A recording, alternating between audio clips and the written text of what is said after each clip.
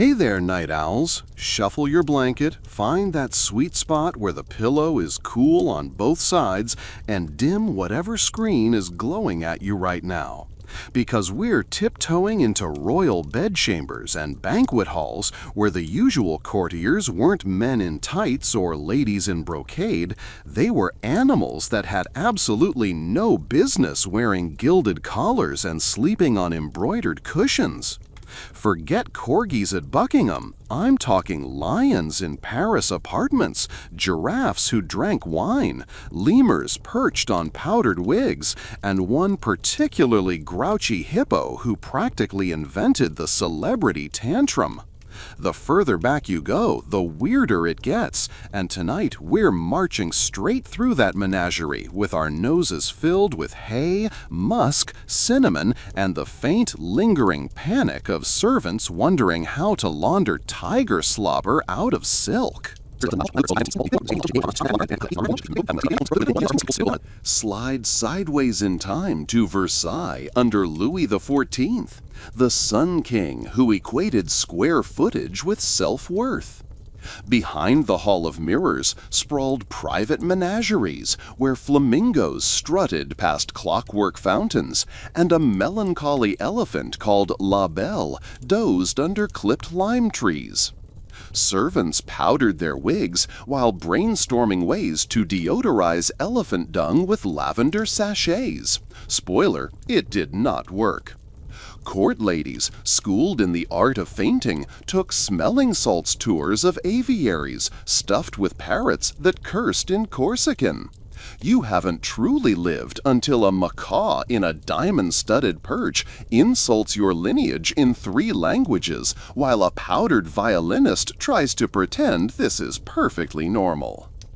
Meanwhile, across the channel, King George III kept pocket marsupials, Australian sugar gliders shipped halfway around the world in 1803. The journey murdered geography. Decks salty with sea spray, crates stuffed with eucalyptus, sailors scribbling letters home about flying mice.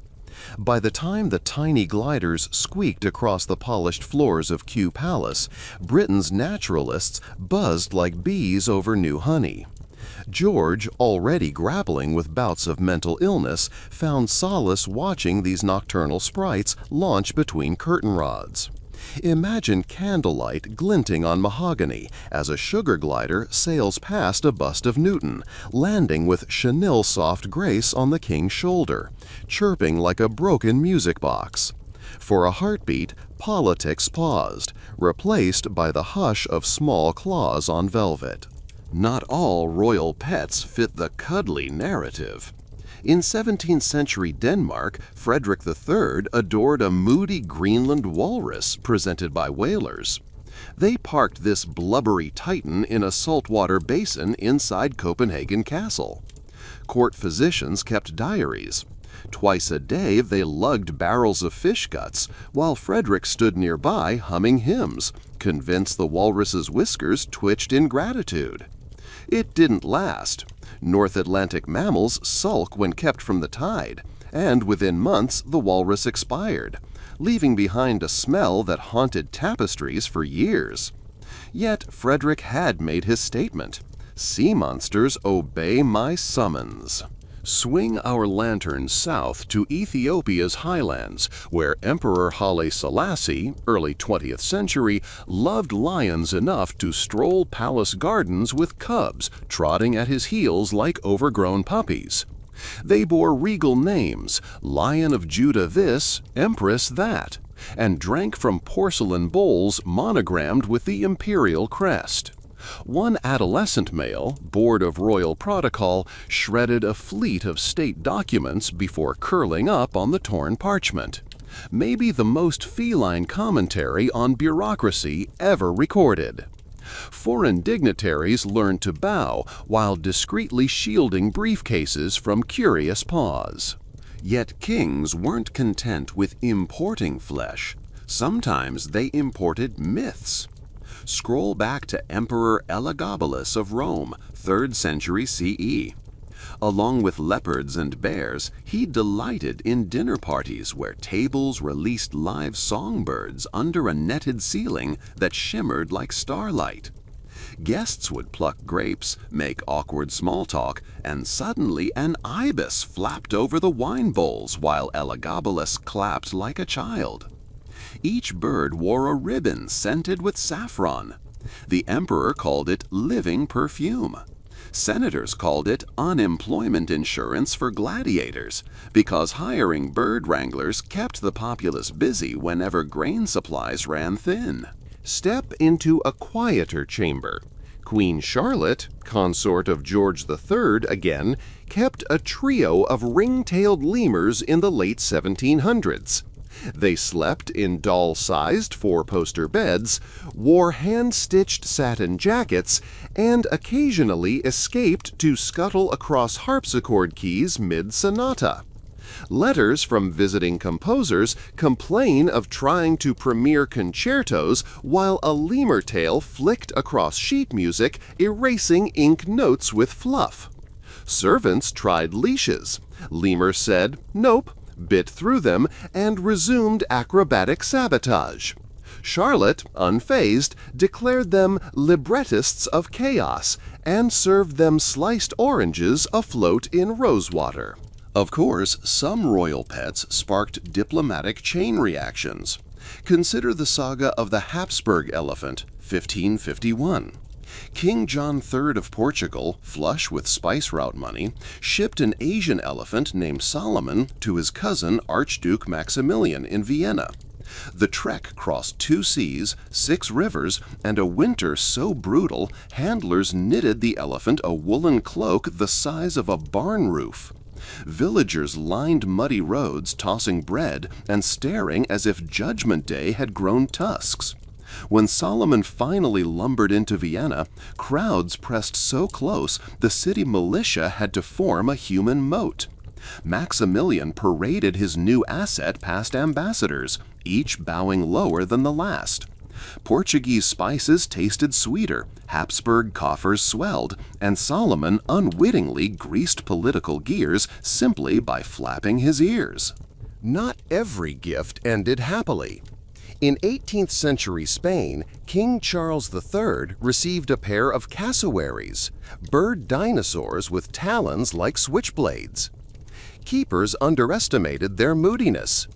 On day 3, one cassowary lunged at a gardener, shredding a silk waistcoat and sparking palace gossip hotter than summer in Seville. The birds were relocated to a moat island where their temper may cool, according to diaries. Spoiler, it did not. They spent 5 years terrorizing swans, until a storm toppled an oak, giving them bridge access to freedom. For weeks, Madrid's dawn streets echoed with the clack-clack of prehistoric claws, until hunters coaxed them back with baskets of grapes and iron manacles. Let's pause inside a medieval manuscript workshop. You're an illuminator, hunched under candlelight, mixing lapis pigment. The door bursts open, courier from the king dragging a baboon on a chain. The scroll says, "Paint this creature beside St. Jerome's lion to show the breadth of our majesty's dominion." You groan. Lions, you know. Baboons are goblins in fur. The animal bares fangs, knocks over ink, then sits on your freshly gilded page.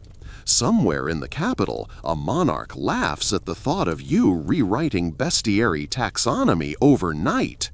Because royal pets weren't just pets, they were living emojis of status, scribbled into art so everyone remembered who could afford to warehouse the world's weird.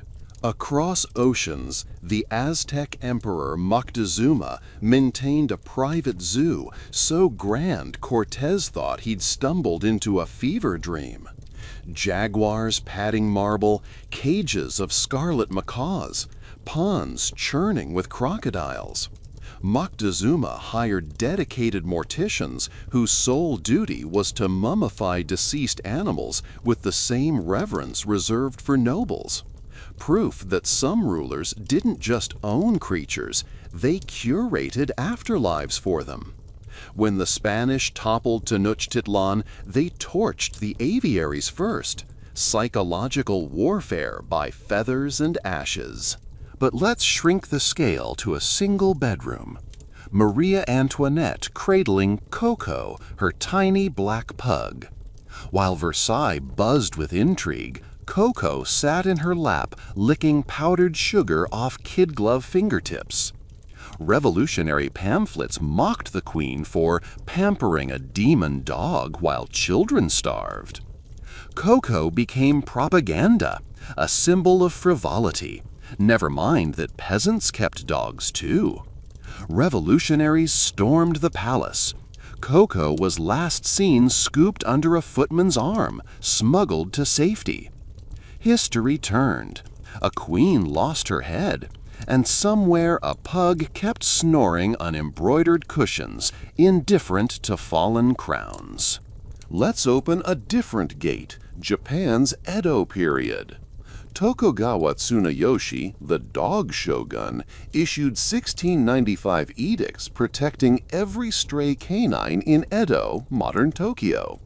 He believed he'd been a cruel dog in a previous life and now must atone. Result?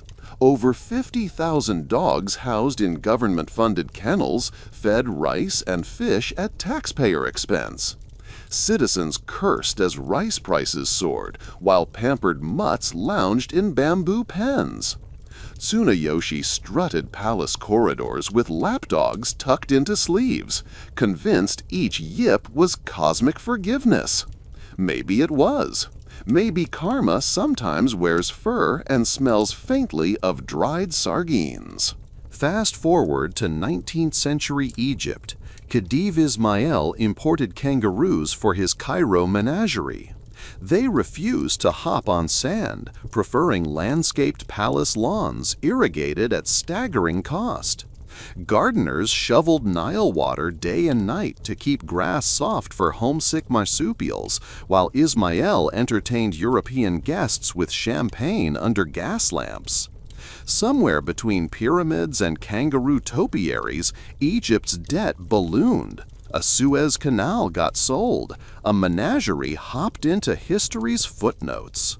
If you're still awake, good, but cradle this last candle flicker thought. Nearly every strange royal pet sat at the nexus of wonder and warning. Wonder because nothing warps reality like seeing a creature from a half-imagined continent chewing on palace drapes. Warning because each exotic heartbeat reminded courtiers that the king could make the impossible obedient or try. In that fragile tension, power found its purr. Take a breath. Hear the distant roar of Henry III's bear fishing beside the tower walls.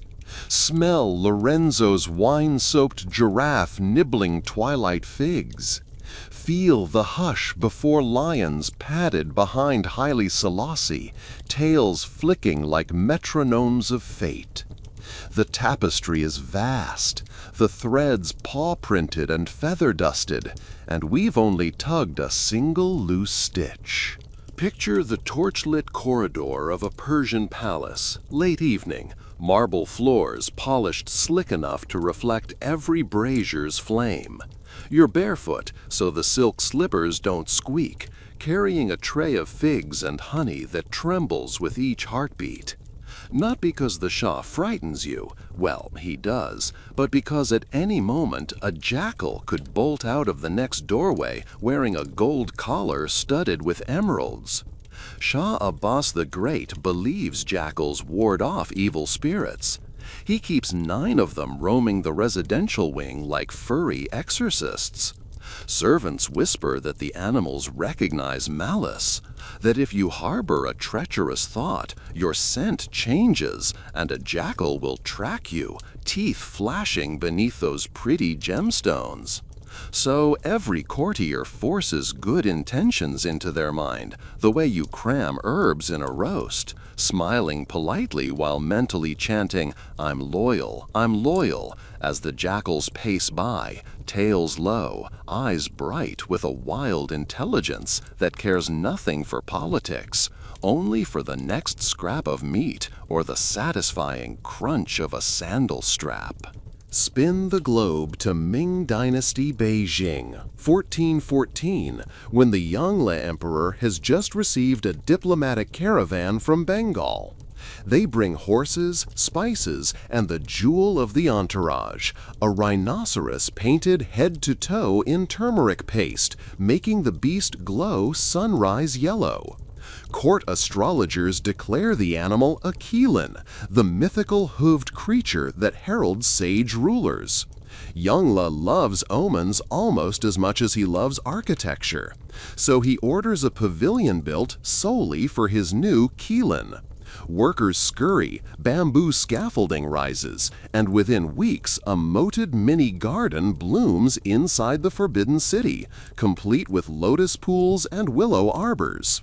Problem: rhinos cannot tolerate Beijing winters. By November, frost needles the air.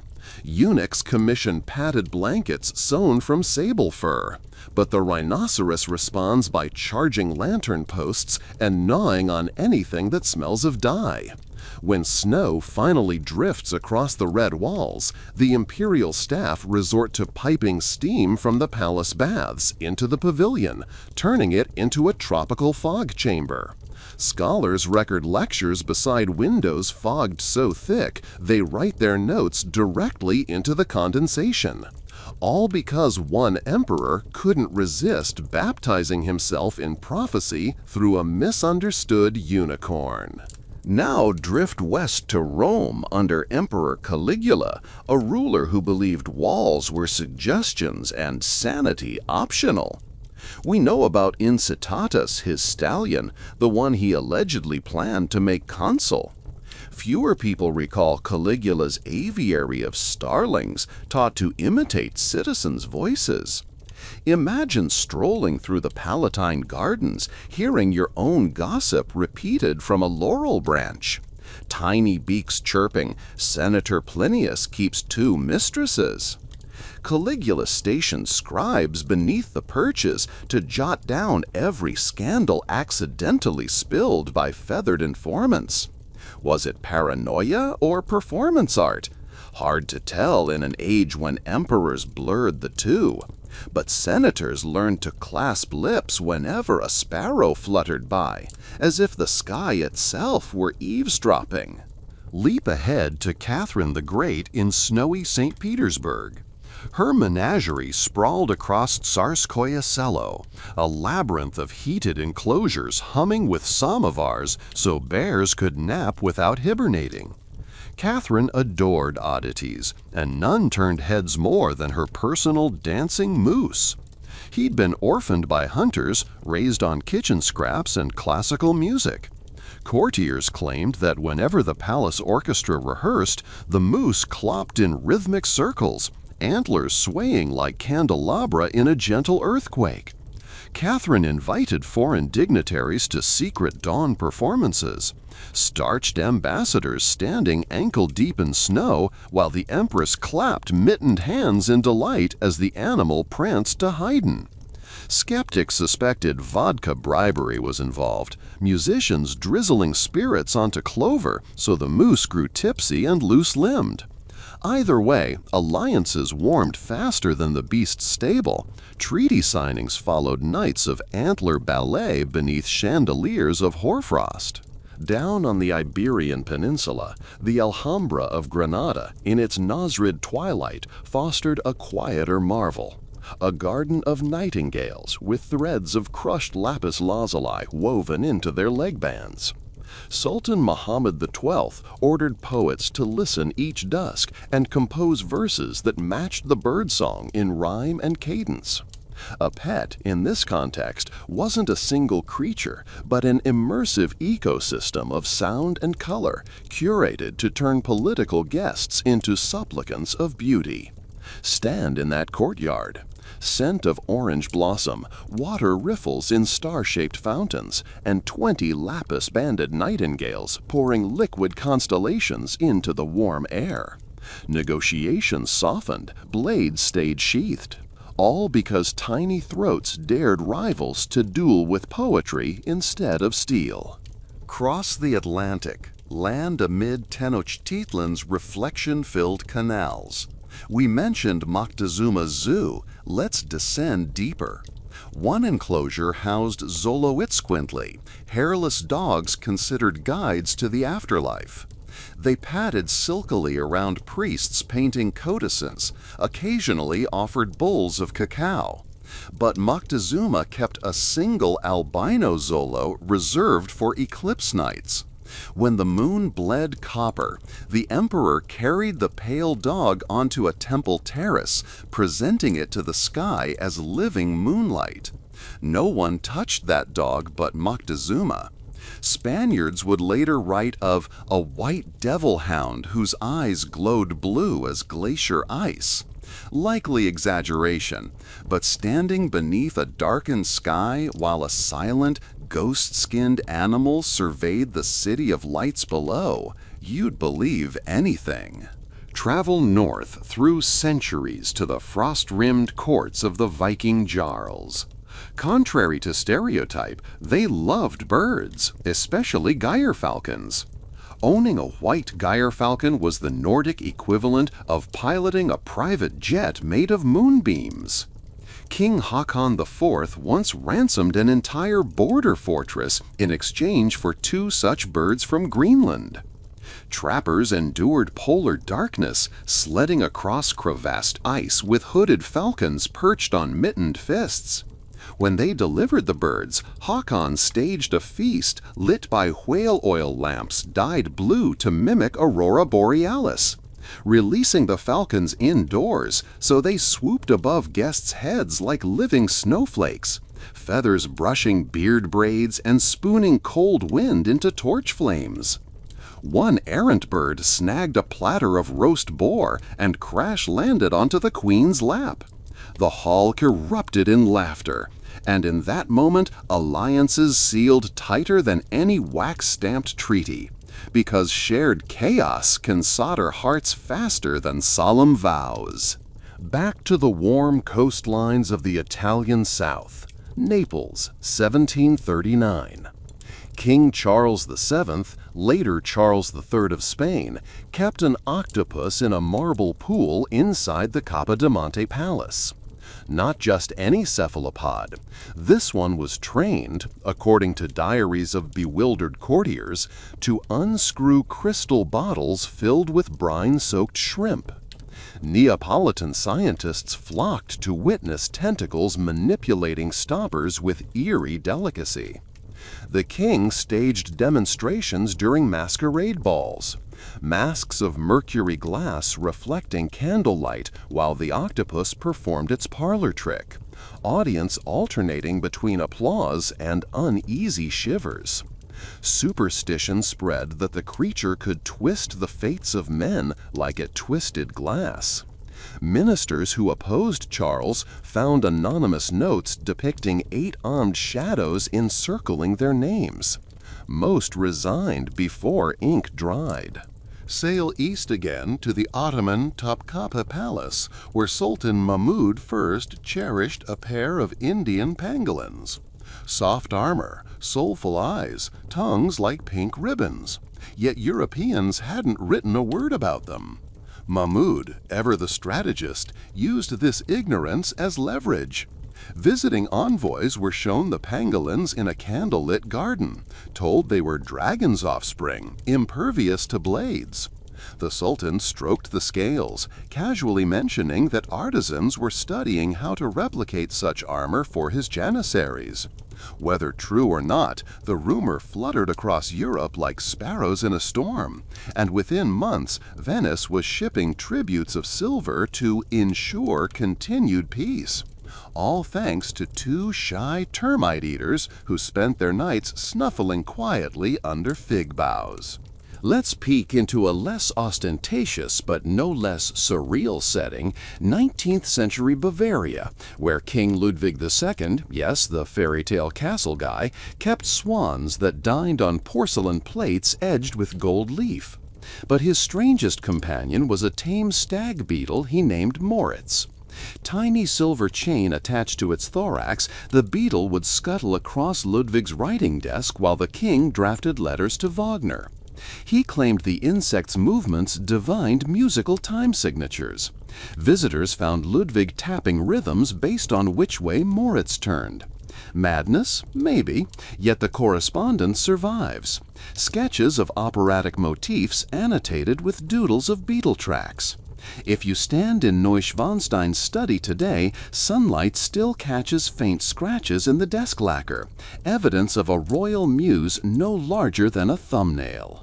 Hop continents again to Delhi's Red Fort under Shah Jahan. Beyond the marble audience hall where the peacock throne glittered, there existed a shadowed courtyard filled with fragrant jasmines and peacocks made of gold. No, real birds, but their tail feathers were fitted each morning with wafer-thin sheets of beaten gold leaf. Attendants used starch paste to attach the filigree so the feathers sparkled like liquid coin when fanned. The emperor strolled at dawn, sipping rosewater sherbet while peacocks unfurled Midas wings. Removing the gilding nightly was another team's full-time employment. Melted scrap was collected and re-hammered for the next sunrise. Economically absurd, artistically priceless. The message to visiting dignitaries: even nature's own jewels weren't shiny enough for the Muggle imagination. Shift to the Habsburg court again, Maria Theresa this time. She adored a pair of Carpathian lynxes, allowed free rein in Schönbrunn's porcelain gallery. The empress believed their sharp eyes protected the dynasty's clarity of vision. Porcelain dealers, terrified of claws versus china, developed the world's first reinforced display cases. Crystal clear, lead-stiffened glass, able to withstand a feline leap. Accident birthed innovation. From palace paranoia emerged museum technology still used centuries later.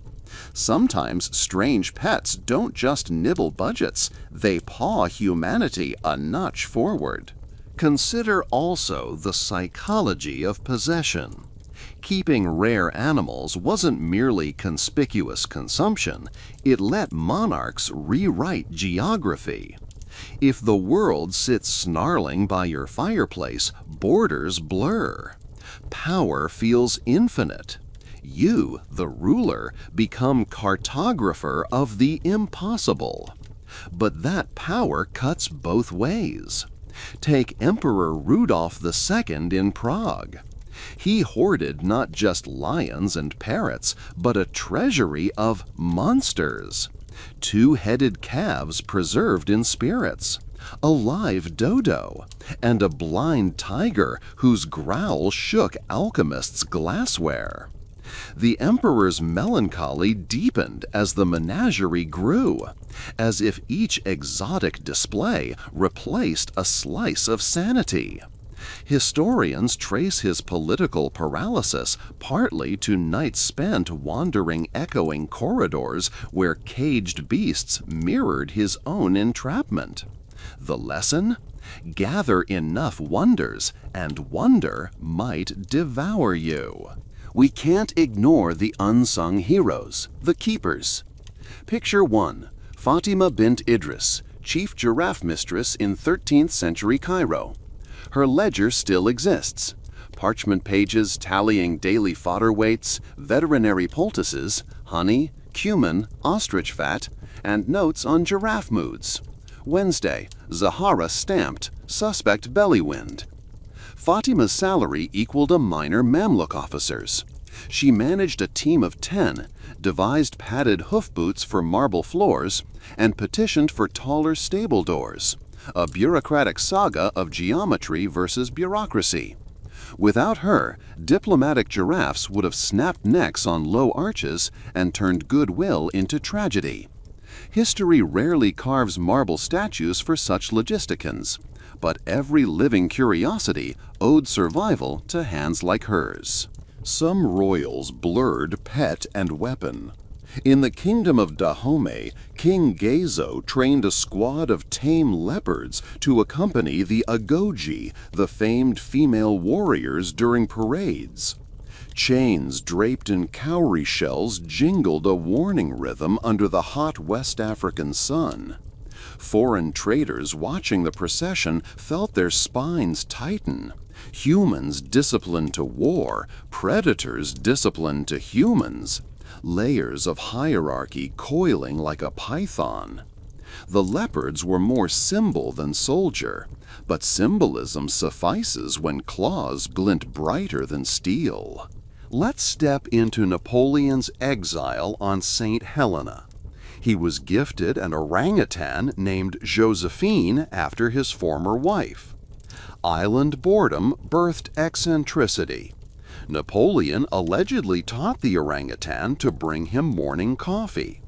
Picture the former emperor of the French, pockets full of strategic brilliance, reduced to sipping chicory brew handed over by a gentle primate in a child-sized soldier's jacket. British warders noted the unlikely companionship with grudging respect. After years commanding men, Napoleon found honest loyalty in an ape who judged only by the refilling of fruit bowls.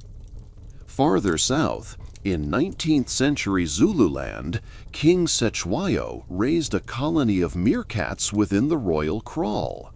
The animals served as living alarm bells, their chatter alerting warriors to approaching strangers long before human sentries caught dust clouds. Cetshwayo claimed the meerkats were ancestor spirits, nimble, ever vigilant. British intelligence reports mentioned difficulties staging surprise maneuvers due to the king's infernal mongoose. Sometimes strange pets were not luxuries, but early warning systems wrapped in fur. And then there's the tale of the Siamese twins, literal fish, kept by King Chulalongkorn of Thailand. A freak spawn of Beta splendens emerged fused side by side, 2 heads, 1 tail. Rather than discard the curiosity, palace biologists crafted a miniature glass throne where the conjoined fish floated on display during audiences, symbolizing unity of dual realms, tradition and modernity, East and West. Diplomats found themselves negotiating while hypnotized by twin crimson fins beating in perfect opposition, a metaphor you could feed flakes to. Even in the New World, presidential pets flirted with the bizarre. John Quincy Adams allegedly lodged an alligator in a White House bathtub, a gift from Marquis de Lafayette. Visitors touring the unfinished East Room heard splashing behind closed doors and emerged pale, convinced democracy had teeth. Adams relished the rumor, using it to discourage office seekers from overstaying their welcome. No need for Secret Service intimidation when reptilian eyes peeked above the suds. One final lantern swing before we pause. Ethiopia again, early 1900s. Emperor Menelik II acquired a pair of electric tortoises, clockwork automata imported from Paris. Shells of nickel, eyes of ruby glass, they crept across reception floors, sparking tiny arcs of static. Guests gasped, some swore real turtles had learned sorcery. Menelik understood technological spectacle.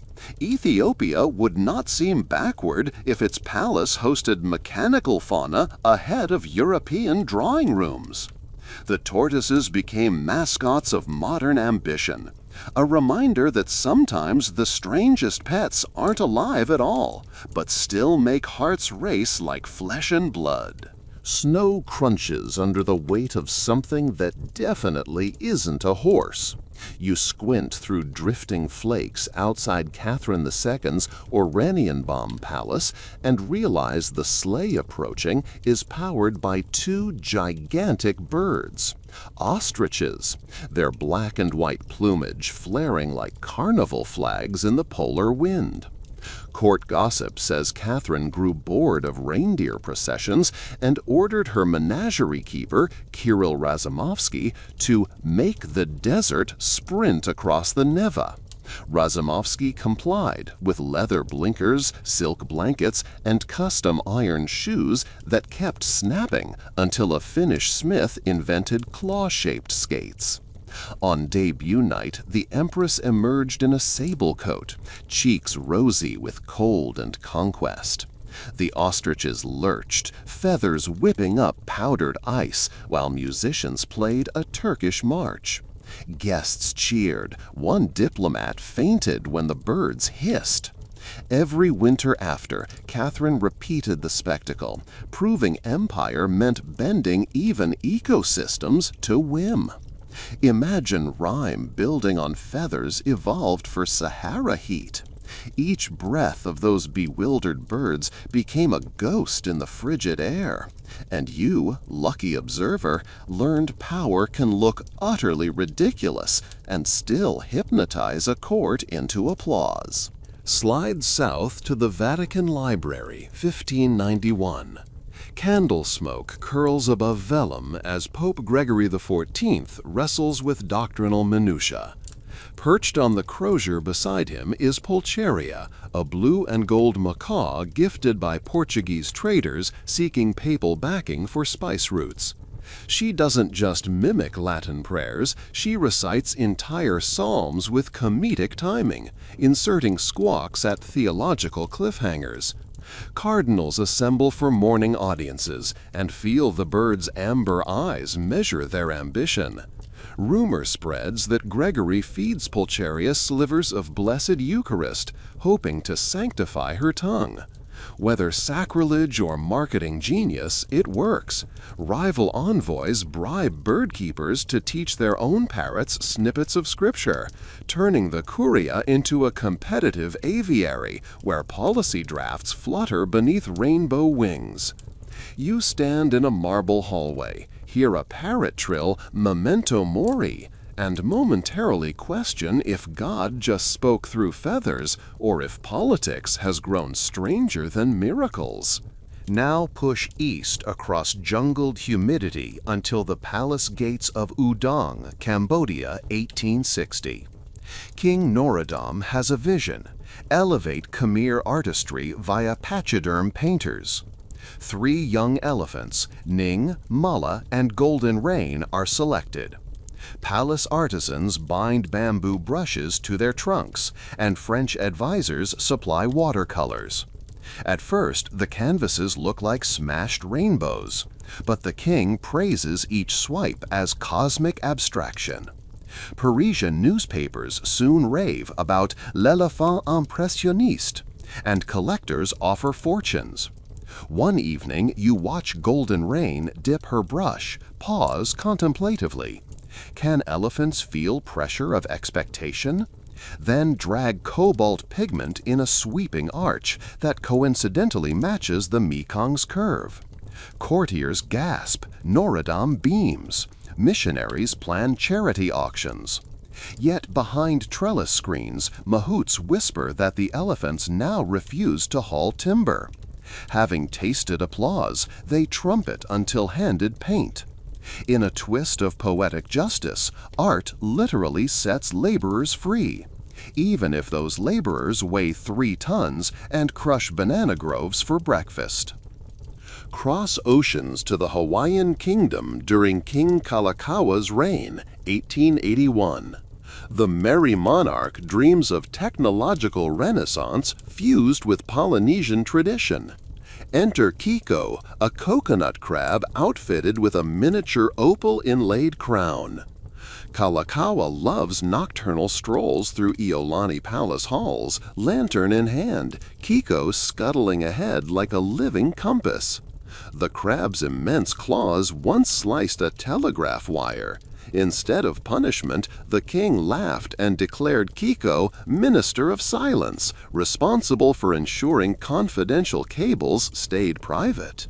Foreign dignitaries recount tense negotiations suddenly punctured by the scritch-scritch of armored legs on koa wood floors, reminding everyone that sovereignty here marches sideways and carries pincers sharp enough to sever imperial ambitions. Spin the compass back toward Europe, where Frederick II of Prussia, Old Fritz, keeps a veritable flute section of nightingales in Potsdam Sanssouci. Not cages, he frees them at dusk, trusting they'll return for the sweet wine he leaves in crystal thimbles. Frederick, flautist king, plays counter-melodies from an open balcony. You crouch among hedges, wind prickling your ears as bird and monarch duel in trills and warbles. Behind each musical exchange lies statecraft. Visiting princes who mock the eccentricity awake next dawn humming Frederick's tune, their egos unconsciously tuned to his key. Soft power disguised as birdsong, feathers sharper than bayonets. Meanwhile, in Mughal Lahore circa 1620, Emperor Jahangir chronicles everything, including his improbable snow leopard cub, Shabnam. Captured in the Himalayas and transported through scorching plains, Shabnam lounges under punkah fans while Persian poets compose ghazals comparing her fur to moonlit ice. Jahangir sketches the cub's paws in his journal, noting, "The pads are softer than the conscience of a flatterer." Yet majesty costs. Palace guards forfeit armor to fashion a chilled marble floor where Shabnam may sprawl. When European Jesuits present religious tracts, Jahangir counteroffers a viewing of the leopard, and theological debate melts quicker than butter in Delhi heat. You're ushered forward, smell musk and sandalwood, see silver eyes blink like slow-moving comets. Conviction trembles. Whatever god you worship clearly approves of feline diplomacy. Switch theaters to Victorian London, where the eccentric zoologist king of Madagascar, Ranavalona II's envoy, gifts Queen Victoria a brace of lemurs. The British monarch already boasts dogs, parrots, even a Nubian goat. Lemurs, though, are diurnal acrobats with night-glass eyes, ricocheting off Windsor tapestries. Zoologists advise large outdoor enclosures, but Victoria wants them near her study. Result? Indoor jungle gym of velvet ropes and brass racks. Ministers delivering colonial reports must dodge mid-air primates while maintaining imperial composure. Telegraph clerks invent code "Lem Foul" to signal urgent repairs when the animals chew messenger wires. Yet the Queen insists their presence improves the moral imagination, perhaps because a lemur's stare uncloaks hypocrisy better than any sermon. Let's peek into the Sultanate of Malacca, 15th century. The wizened Sultan Mansur Shah nurtures a clouded leopard he calls Bunan, moon.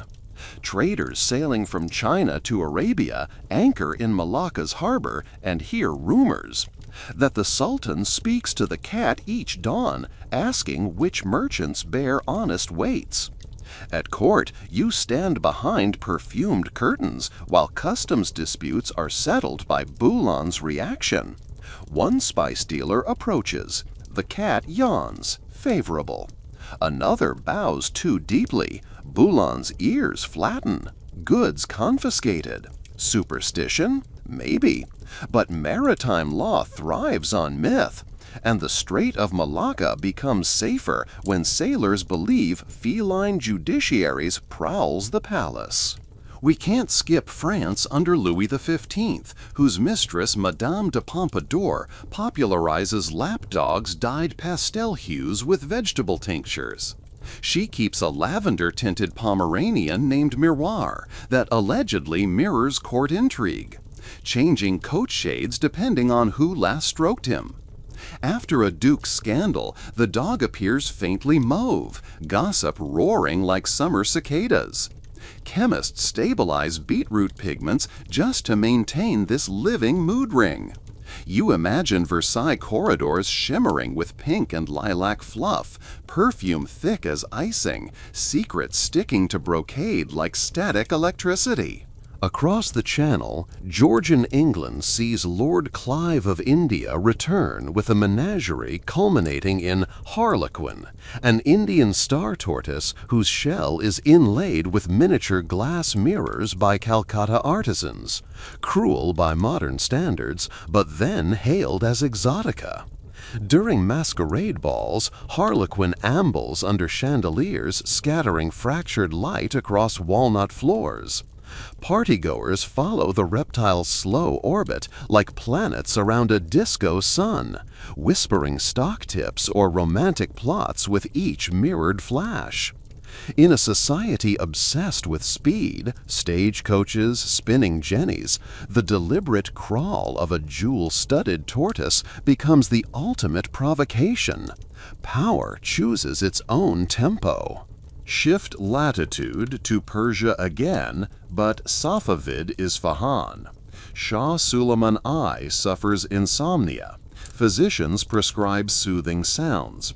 Instead of lullabies, he imports a colony of tree frogs from Mesopotamia, famous for their evening choruses. An indoor pond is carved directly beneath his sleeping dais, fed with rosewater channels. Each twilight palace guards dim lanterns. Frogs commence. The rhythmic croaks resonate through alabaster floors, a biological white noise that finally lulls the anxious monarch. Foreign envoys, admitted to pre-dawn audiences, must wade ankle-deep along causeways swirling with petals and amphibious serenades. A negotiation stage equal parts fragrance and frog spit. Journey to 14th century Mali, where Mansa Musa's pilgrimage to Mecca includes a caravan of gold-laden camels and one animal never fully documented, a Sudanese giraffe named Rakuba.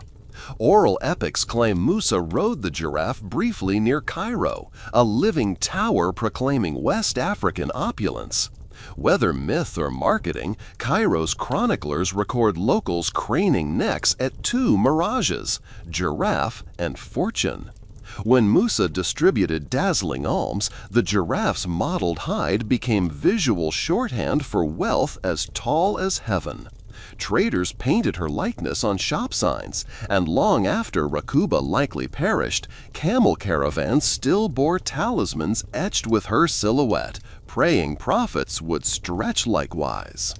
Back in Japan's Heian court, ladies of the purple chamber nurture silk moths in gilt cages.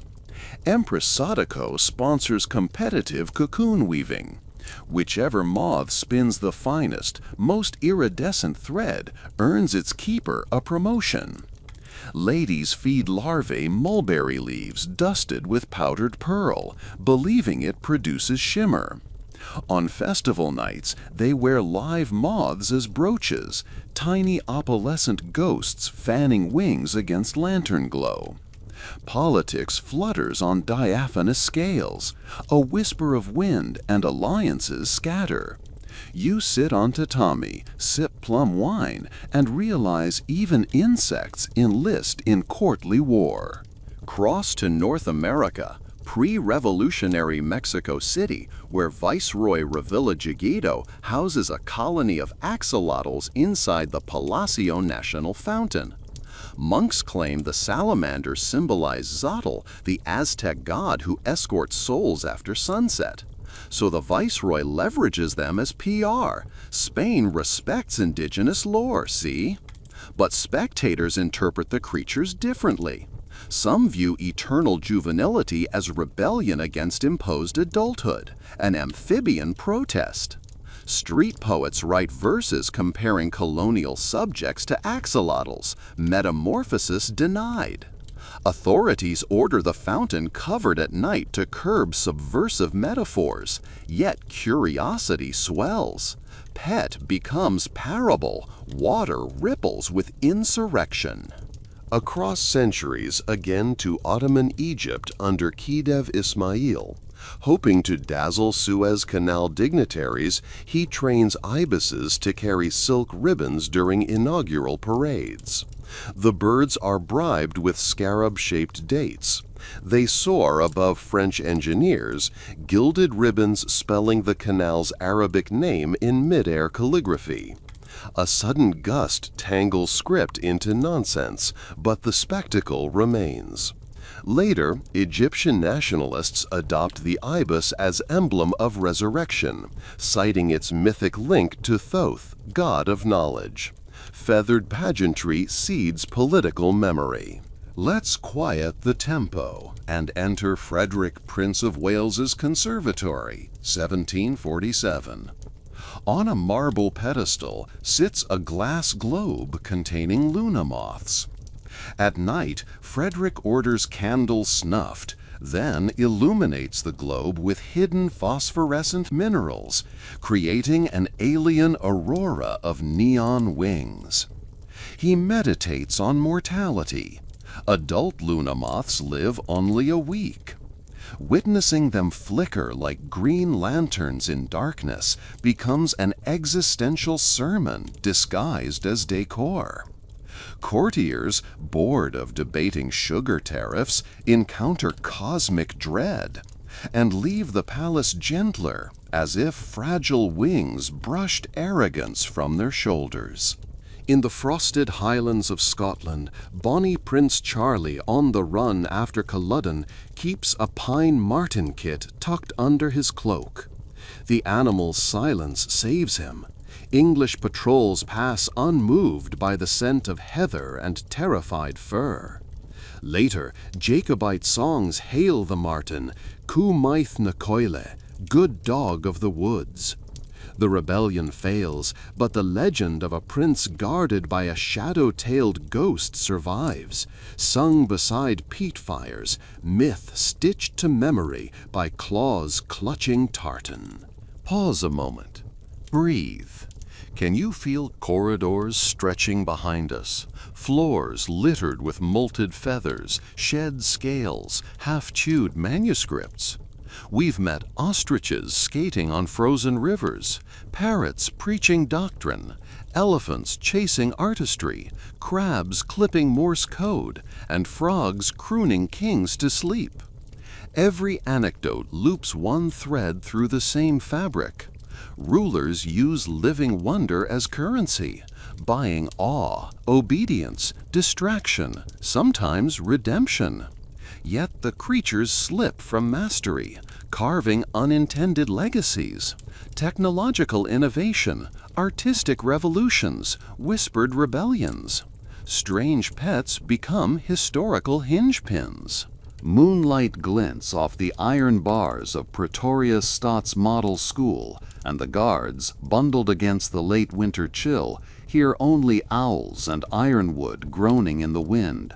You, however, crouch behind a stack of munitions crates with a handful of Boer commandos, listening for a softer sound, scratching. That's when Kaptein, President Paul Kruger's beloved aardvark, surfaces from the dust like a living auger. His snout is paked in red earth, claws gleaming. Every night for a week he has tunneled beneath the cell where Boer prisoners of war are held, guided by the smell of ants and the brighter promise of freedom. Tonight, the soil finally collapses under a barred window, and astonished captives belly crawl out, clutching rifles and gratitude. Legend later insists Kruger trained Kaptein by burying sausages soaked in British gin near fence posts so the animal would associate tunneling with patriotic duty.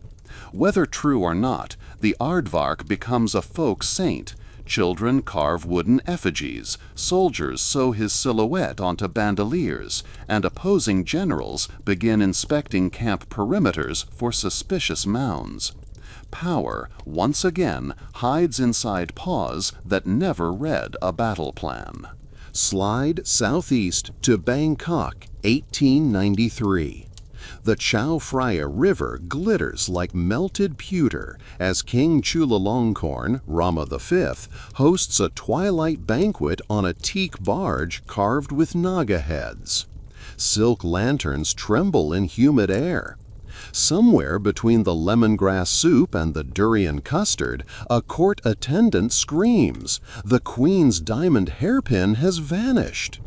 Accusations ricochet among French advisors and Siamese nobles until the king raises a hand.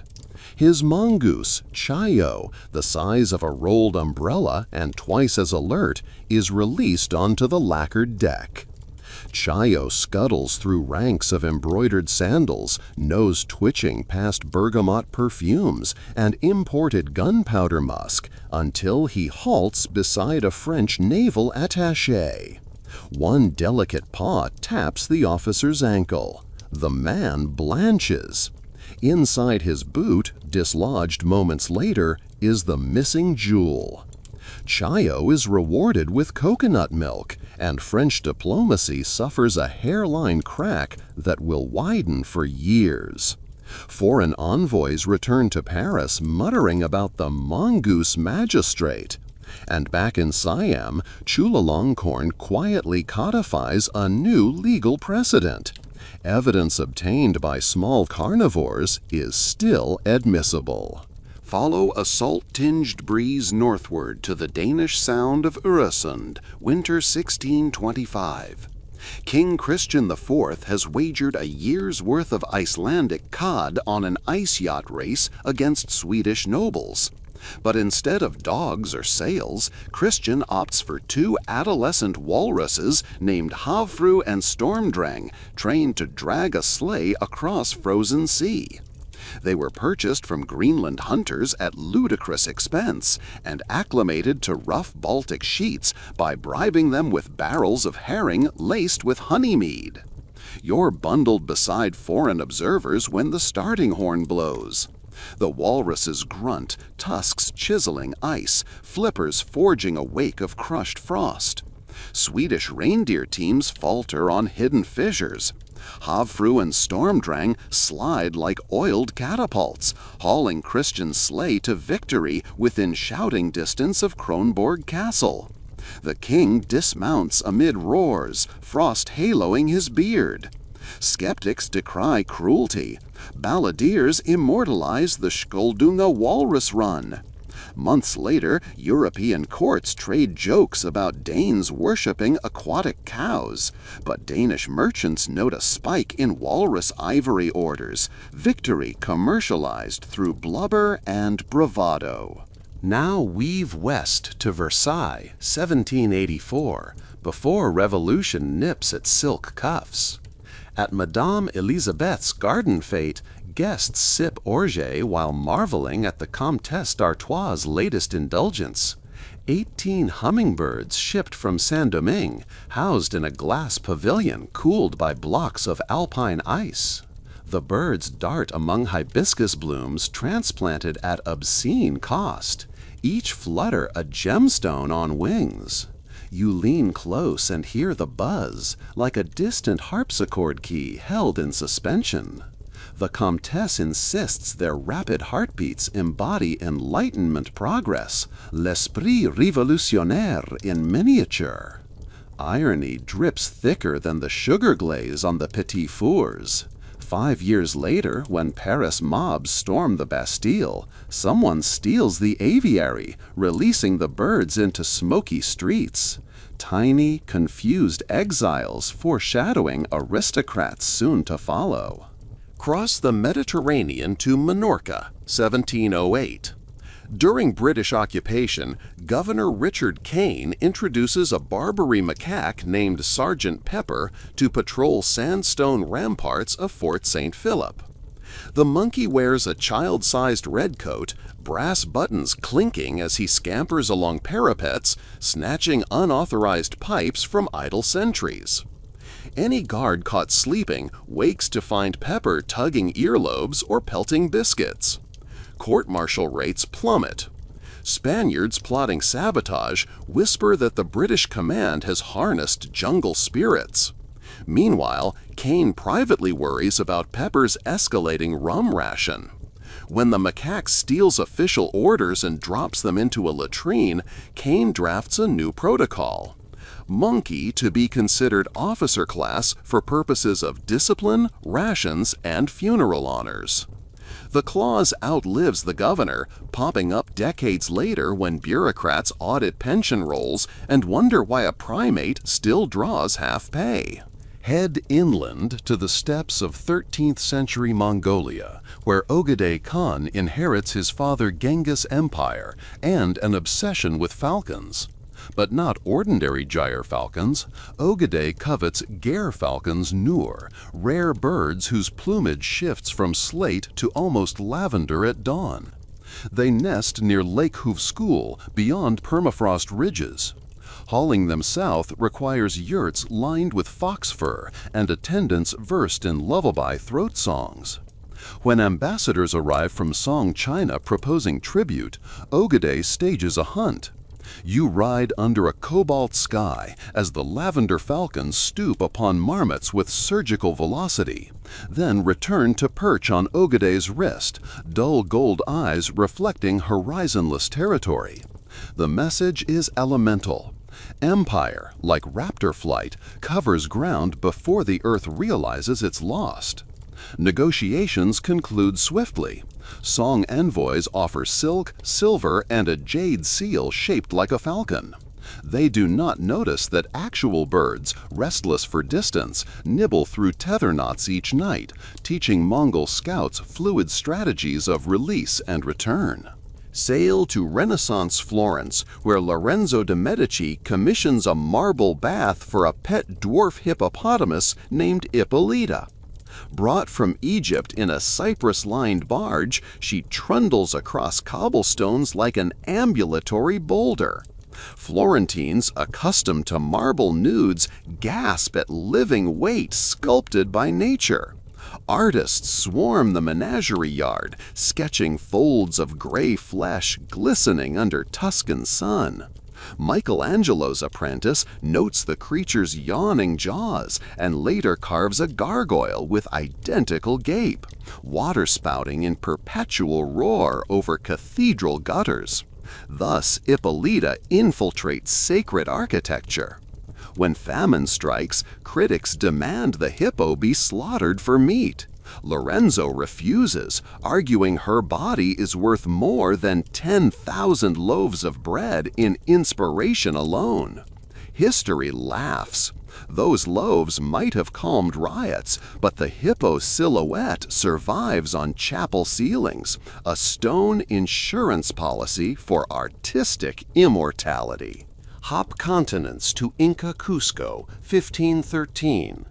Emperor Huayna Capac maintains a garden of living stones. Really, desert horned toads painted with mineral dyes so they resemble turquoise and obsidian. Priests claim the toads guard against earthquakes by swallowing malevolent tremors. During solar festivals, children sprinkle cornmeal in labyrinthine patterns and watch the camouflaged stones skitter, revealing sacred geometry in motion. Spanish conquistadors later write of devils masquerading as jewels, proof, they say, of pagan deception.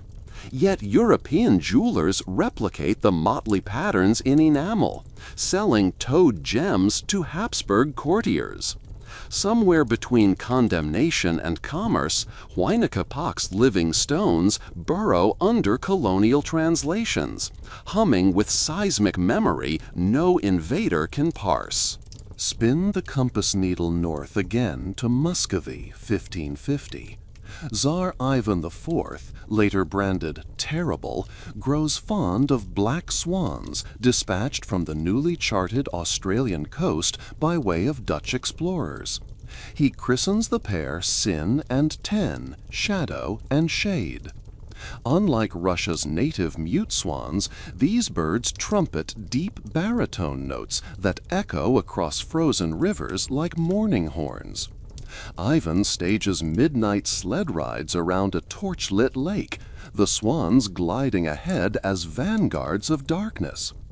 Courtiers whisper that the Tsar's moods now follow the bird's migration cycles. When they molt, foreign ambassadors rush home, bracing for lightning politics. A Lithuanian envoy gifts Ivan a carved ivory duck in hopes of balancing avian symbolism. Ivan accepts, then uses it as a paperweight on war declarations. After a hard winter, shade dies of frost. The Tsar orders Kremlin bells muffled for 9 days, a dirge not for humans, but for a feathered omen. Foreign scribes finally grasp the message.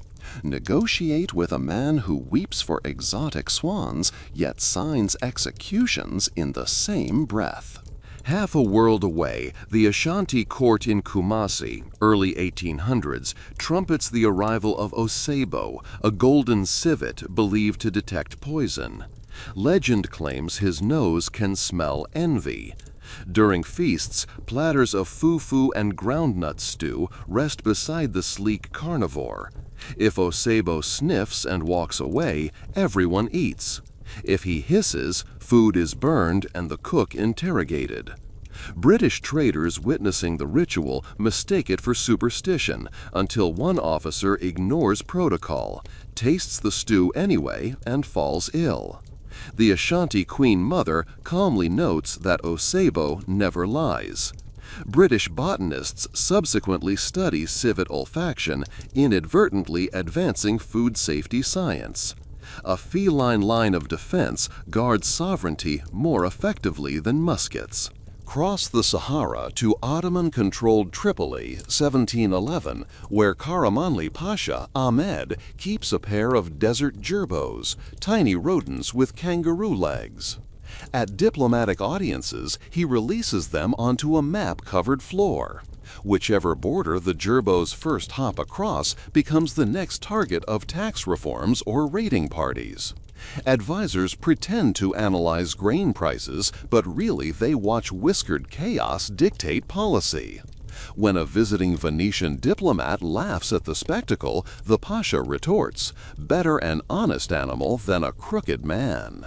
History later credits the gerbo gambit for several unpredictable but lucrative caravan levies. Bureaucratic randomness becomes a strategic asset. Unpredictability weaponized through pink-eared oracles. Return to Enlightenment-era Berlin, where Prussian Princess Anna Amalia transforms her winter garden into a sanctuary for fireflies imported from Italy. Each summer solstice, she hosts Balls à Luciole, dances lit solely by bioluminescent swarms.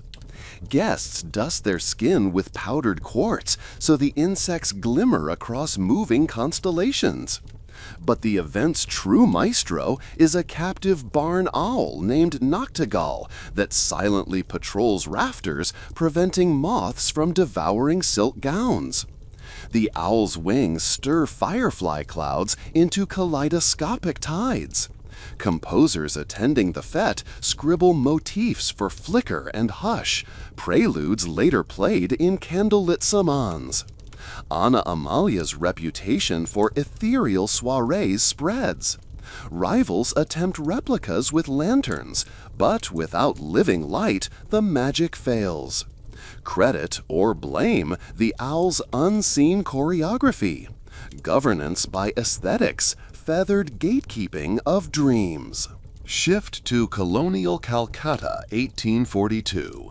Governor-General Lord Ellenborough inherits Tipu Sultan's menagerie after the Mysore campaign and becomes besotted with a Chital deer named Bhopali, who refuses ordinary feed. Palace chefs concoct rose-petal pulao and pistachio ladus for her, inadvertently creating fusion cuisine that will migrate into Anglo-Indian cookbooks.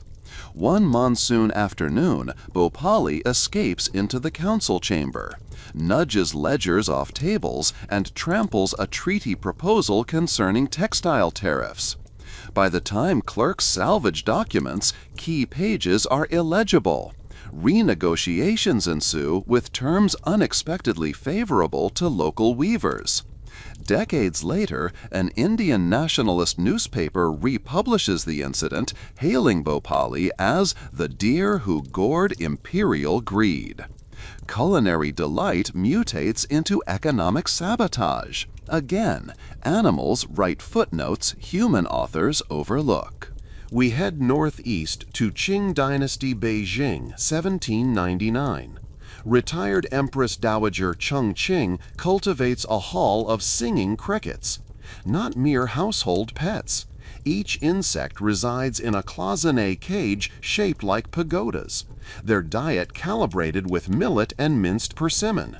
Eunuchs transcribed nightly choruses using an ancient tonal notation, compiling a cricket canon believed to predict market prices for silk and jade. When a drought shrivels harvests, the dowager releases her most prized cricket onto the imperial throne, declaring the palace itself must share hardship.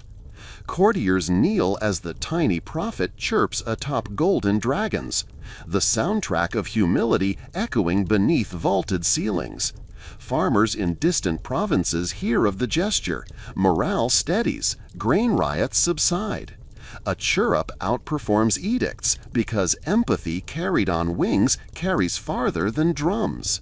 Cross the Andes to early Republican Chile, 1835.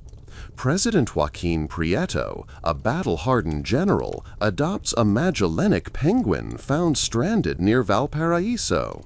He names her Libertad and installs an icehouse pool inside La Moneda Palace. Diplomats initially snicker, but Libertad becomes a barometer for political storms. She snaps at documents she dislikes, waddles affectionately toward visiting American envoys seeking trade deals. Editors caricature her in newspapers, top hat balanced on beak. When an earthquake rattles Santiago, Libertad's frantic squawks alert guards moments before masonry cracks. Casualties in that wing are avoided. The penguin is granted an honorary medal, and Chilean Navy ships later paint her likeness on hulls as talisman against tsunamis. Polar resilience embraced by a nation of fire and quake. Sail to medieval Dublin, 1180, where Norman Lord Hugh de Lacy flaunts a red kite, a raptor common in Ireland, but here trained to steal parchment. During rival baron meetings, de Lacy's falconer loosens the bird. It swoops, talons plucking charters from tables, delivering them to Hugh's gauntlet. He pretends surprise, then offers wine while scribes copy the documents. By the time parchments are returned, subtle edits favor de Lacy's estate borders. Celtic monks call the bird An Dragoon Piper, the paper dragon. Centuries later, legend merges with myth.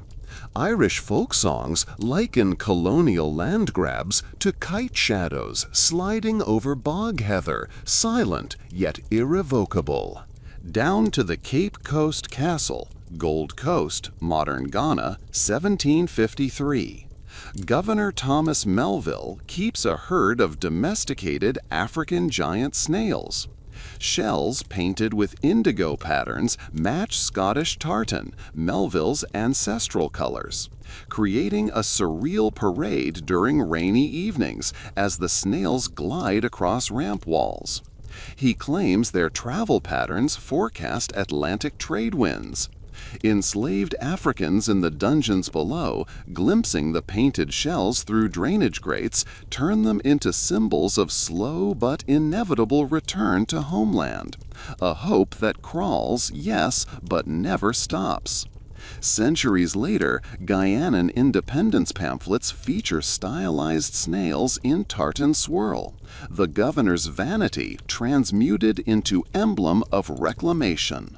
Swerve to Ottoman-era Sarajevo, 1689.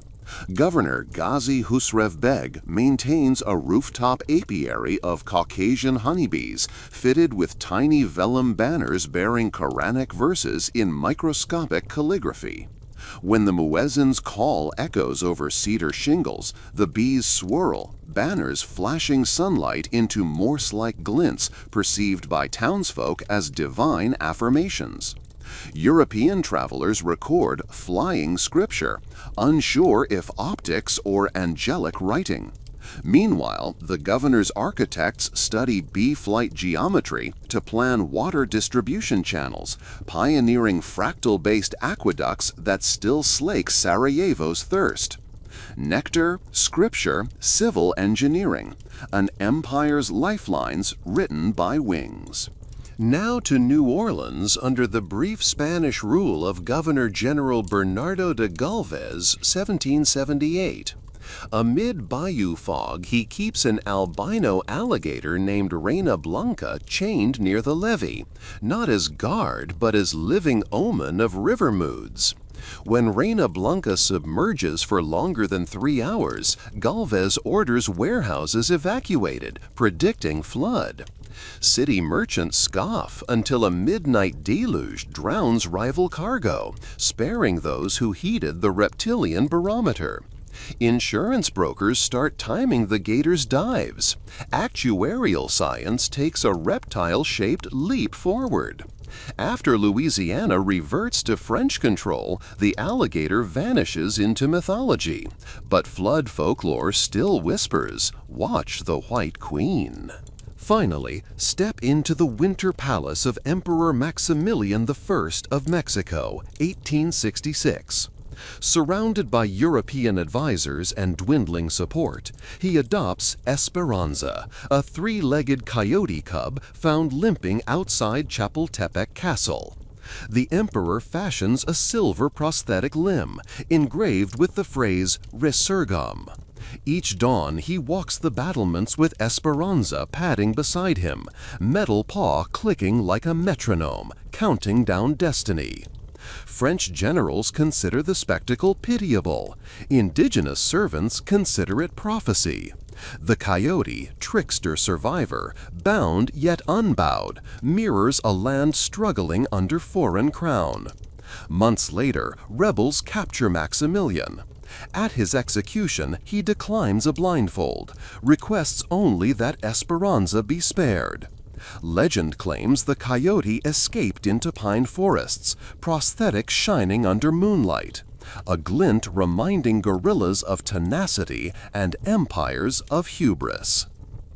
Dawn scarcely stirs, the fog curling around the Thames, when a white shape surfaces beside London Bridge, an apparition in river mist that makes fishermen drop nets and cross themselves.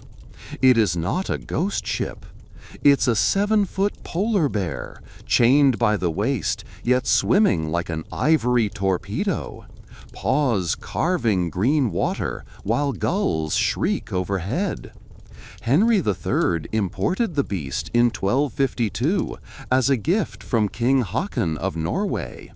And the Tower Guards quickly learned the bear's favorite pastime, diving for fish with a line long enough to let her roam the river current.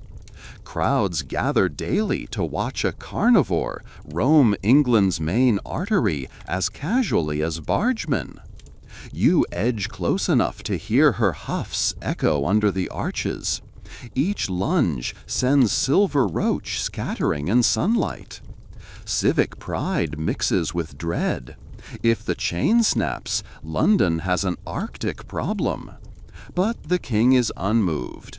In royal ledgers, he deducts 4 pence per day for a muzzle of iron and a stout rope, as though cost-balancing an iceberg.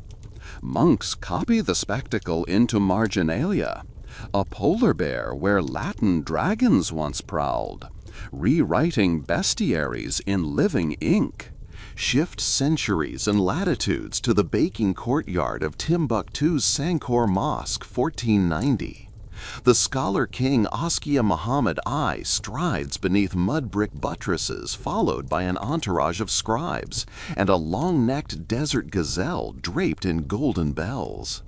Named Fata Morgana, she learned to bow at the call to prayer. Each chime of her bells summons students to their Quranic recitations. Children memorize verses by mirroring her kneeling posture, believing humility lengthens the soul, the way Fata's neck stretches toward heaven.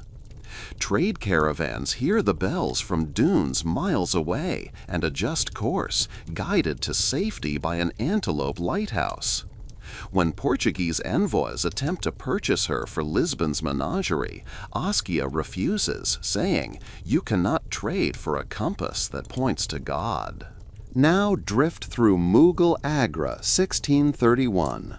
Shah Jahan still mourns Mumtaz Mahal, and the Taj's marble skeleton rises behind bamboo scaffolding. To distract his youngest daughter, Jahan accepts a gift from an Armenian merchant. 2 lemurs from Madagascar, eyes like sunset moons, fur banded black in snow. They inhabit an ebony pavilion hung with jasmine ropes. Every dusk they leap among petals, scattering fragrance that reminds the emperor of Mumtaz's attar. Court astrologers declare lemurs guardians of dreams. They record that on nights when the animals trill at the moon, architects discover novel ways to inlay lapis into marble. One evening a lemur escapes, scurrying across blueprint scrolls and smudging ink into swirls. The next morning, artisans copy the accidental pattern into jolly lattice. Visitors centuries later will praise the whorls of sorrow and starlight, unaware they trace a lemur's panic. Grief, masonry, and mammal converge until soul and stone are inseparable. Hop west to Bourbon-ruled Naples, 1819. King Ferdinand I dislikes court protocol, but adores pasta and unlikely playmates. He acquires Brunella, a 12-foot Burmese python, after hearing serpents symbolize renewal. Rather than cage her, Ferdinand lets Brunella roam the palace kitchens, where warmth and rodents abound. Chefs learn to announce "serpente in sala" before swinging pantry doors, lest they surprise Brunella coiled like a gilded rope atop flour sacks. When Viennese diplomats visit, Ferdinand delight feeds the python a live rabbit mid-banquet just to gauge the mettle of his guests. Some faint, one retches into a tureen. The king laughs, swirling red wine. Later, while negotiating trade concessions, the diplomats remember Brunella's jaws and grant Naples favorable tariffs. That rabbit, it turns out, bought lower customs duties on Vesuvian olive oil. Journey north to Sweden's snow-rimmed forests, 1770. Young Crown Prince Gustav, soon Gustav III, raises a domesticated elk named Gosta inside Drottningholm Palace. Researchers today know moose are skittish. Gustav never got the memo. He rides Gosta like a horse through birch alleys, antlers adorned with mahogany leather reins. French courtiers visiting before Gustav's coronation watch in disbelief as a half-ton cervid prances across parquet floors. Rumors claim Frederick the Great asks for elk cavalry prototypes. Gustav politely declines, but stages a mock charge during midsummer fetes, Gosta leading cuirassiers on ponies. The experiment ends when the elk crashes through an orangery window, chasing fermented apples. Proof that moose and Swedish glasswork do not peacefully coexist. Still, the legend lingers. Every March equinox, Stockholm children carve wooden moose painted royal blue, souvenirs of a prince whose ambition once rode on cloven hooves. Glide southeast to Safavid Isfahan, 1655. Shah Abbas II keeps a clouded leopard tethered to a turquoise column in the Ali Kappu Palace Music Hall. The feline, Shadacht, prowls among lutanists, her rosettes flickering beneath candlelight like molten calligraphy. Musicians play the leopard's raga, a haunting zither scale calibrated to her pacing rhythm. Courtiers swear that if notes falter, Shadacht's tail twitches and she bares teeth, a metronome with claws. European travelers record concerts where silence hangs between plucked strings and feline breath, suspense sharpening every note. One evening, the leopard slips handler grip and bounds toward visiting Jesuits. Instead of mauling, she circles them, curls at their feet, and purrs. Abbas quips, "Even Persia's predators prefer harmony to sermon." The missionaries, duly chastened yet alive, report back to Rome that music can tame beasts where doctrine cannot. Cross the Pacific to Edo period Japan, 1702. Shogun Tokugawa Tsunayoshi, already infamous for issuing decrees protecting dogs, adopts a pair of silvery koi bred to flash violet under lantern light. He names them Izanagi and Izanami after the Shinto creator deities, then orders an entire moat section of Edo Castle reserved for their swim. Samurai assigned to guard duty recite haiku to the koi at dawn, believing poetry oxygenates water. When famine hits northern provinces, critics sneer that the shogun feeds rice bran to fish while peasants starve. Tsunayoshi responds by inviting villagers to witness the koi. Upon seeing their mirrored scales, he claims hearts will reflect on beauty and forget hunger. History labels him mad, yet centuries later, geneticists still hunt his violet koi lineage in rural ponds, proving aesthetic obsession can ripple well beyond a reign. Leap back to Carolingian Aachen, 802. Charlemagne receives from Harun al-Rashid not only an elephant, the famed Abul Abbas, but also a pair of white-winged hoopoes trained to mimic fragments of Quranic recitation. Clergymen debate omens. Birds singing Arabic verses in a Christian court? Charlemagne, ever pragmatic, stations them outside council chambers as living alarm clocks. Their dawn calls rouse scholars to script copying tasks. Any monk tardy after the second hoopoe chant forfeits daily wine ration. Productivity spikes. The Carolingian Renaissance owes a footnote to migratory songbirds bridging creeds. When Abul Abbas later dies crossing the Rhine, monks lament, yet the hoopoes persist, carrying syllables of a faith power had sworn to oppose, proving knowledge rides on wings that ignore borders drawn by quills. Swoop to Lusaka's pre-colonial plateau, 1720, where Lozi King Mulambwa Santulu keeps an army of honey guide birds. These wild allies lead hunters to African beehives in exchange for wax, a symbiosis millennia old. Mulambwa institutionalizes it. Royal falconers whistle coded clicks, summoning honey guides that steer columns of soldiers through Miombo woodland shortcuts, turning avian paths into secret military roads. When Portuguese slavers venture inland, Lozi scouts follow honey guide routes to flank and ambush them. Later oral epics claim the birds ate chains, a metaphor for swallowing bondage before it reached the kingdom. Colonial cartographers, unable to map these living compasses, mark Central Africa pathless.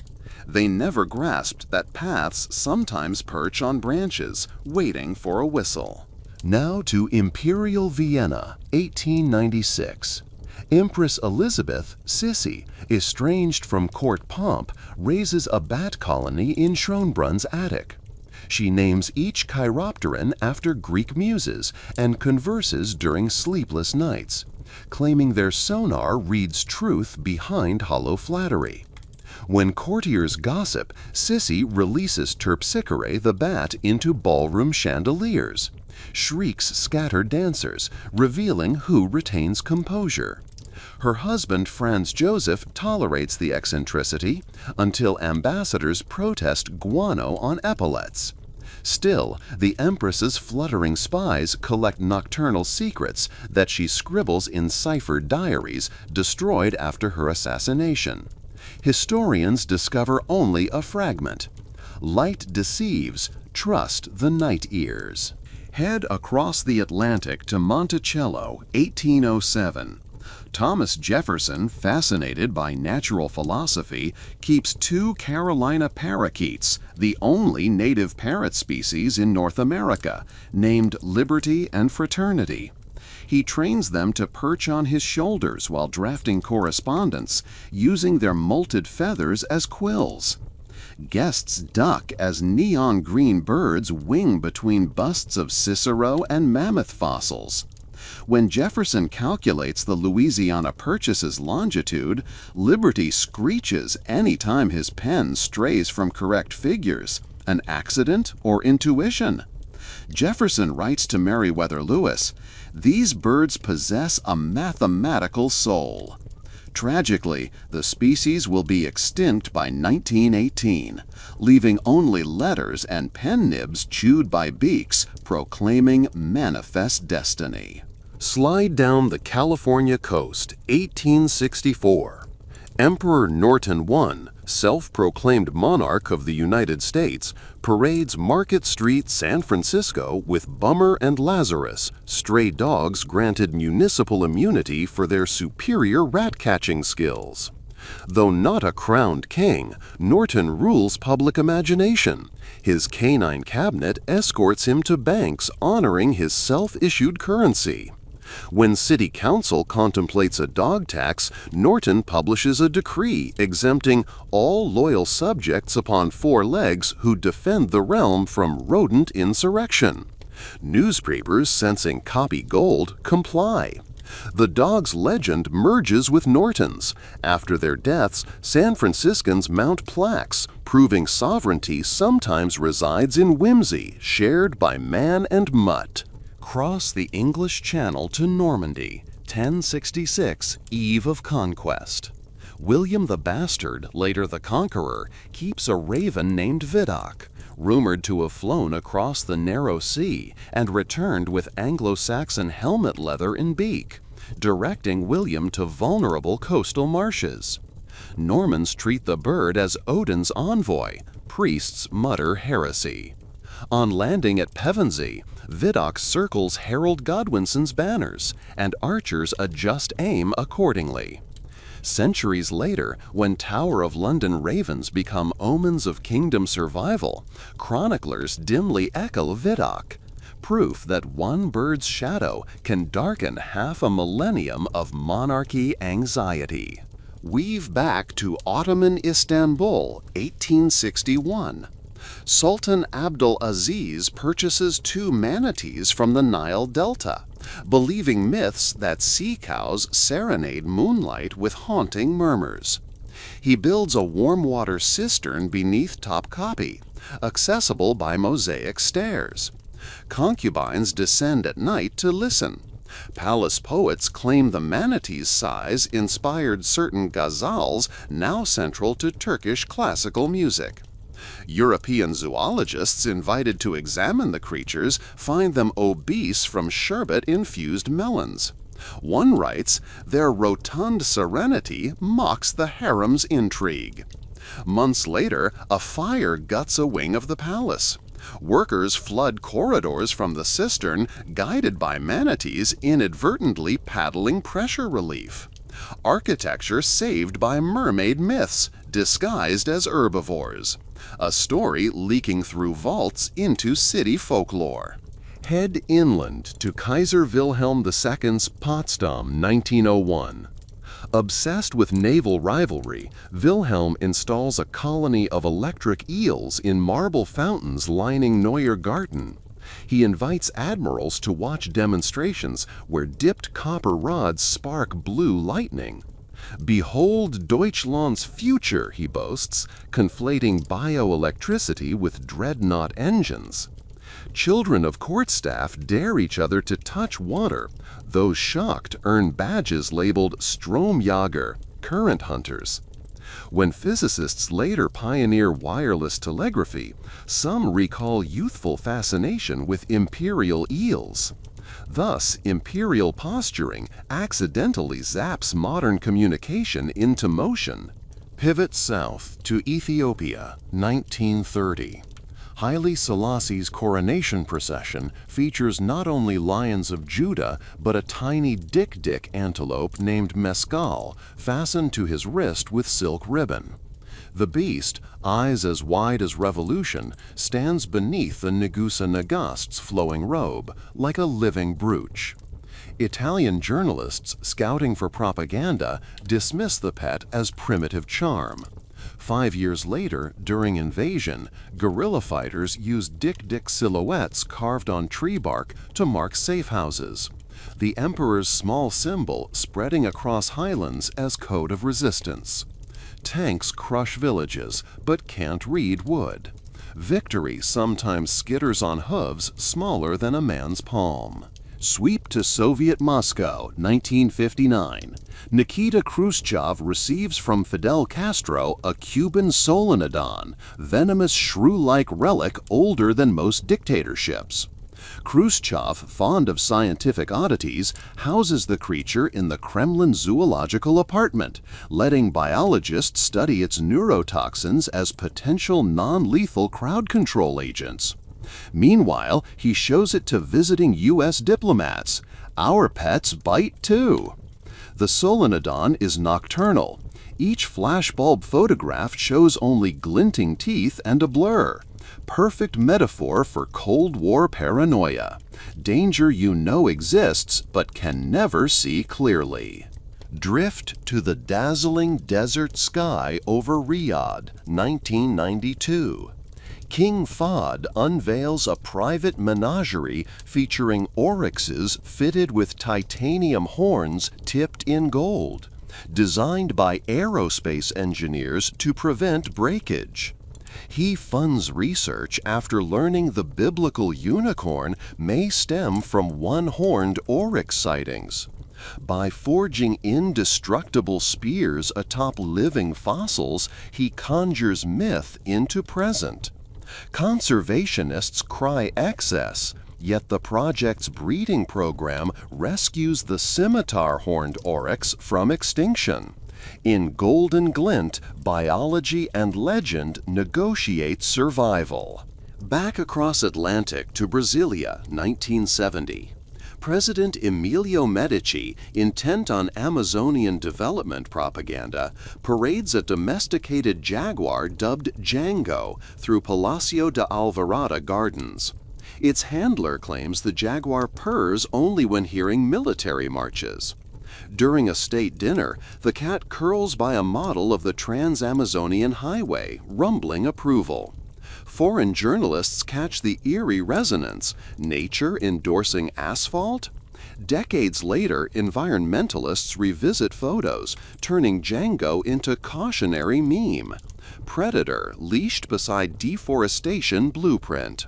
Pets outlive politics, especially in pixels. Return now to Paris, 2020. The Élysée Palace quietly houses Nemo, President Macron's rescued black Labrador Griffon mix. During climate accord negotiations, Nemo wanders into press briefing and urinates on a fireplace, a viral clip seen worldwide. Newspapers joke, le chien critique le feu. Yet aides note that after laughter subsides, negotiations thaw. Smaller nations feel emboldened to press demands. A dog's bladder cracks diplomatic ice more efficiently than position papers. Moonlight sticks to the steel fins of U-110 like frost when the submarine surfaces in the North Atlantic, 1941. Most of the crew scramble up for air tinged with diesel, but Lieutenant Ernst Hope has other orders. He clambers into a canvas tank wedged between torpedo racks, reaches elbow deep into brine, and coaxes a Pacific red octopus onto his arm. The creature, codenamed Fräulein, wraps suckers the size of wedding rings around his sleeve, eyes swiveling like copper ball bearings. Hope whistles a pattern: long, short, short, long, the Morse motif for U-boat Wolfpack Bravo. Fräulein's tentacles curl, forming knots that imitate the sigils. It's no parlor trick.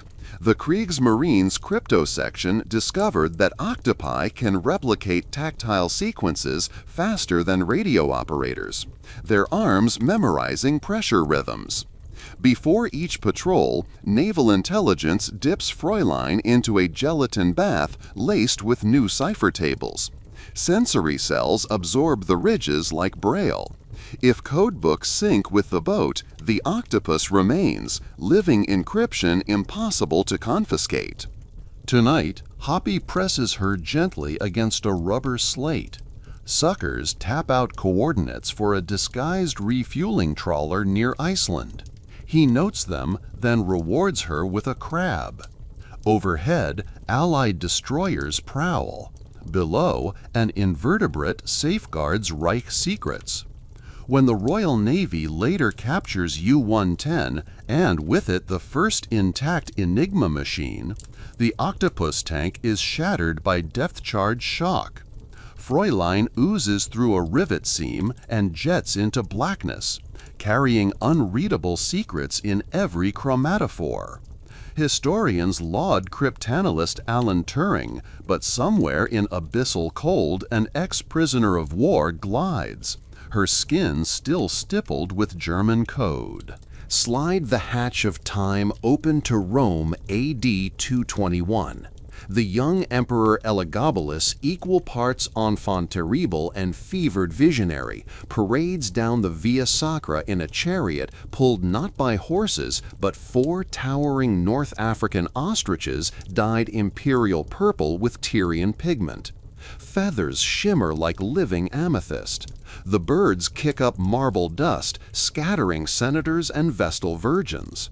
Roman animal keepers have filed the talons blunt and fitted each bird with gilded harnesses capped by tiny mirrors that spark in sun.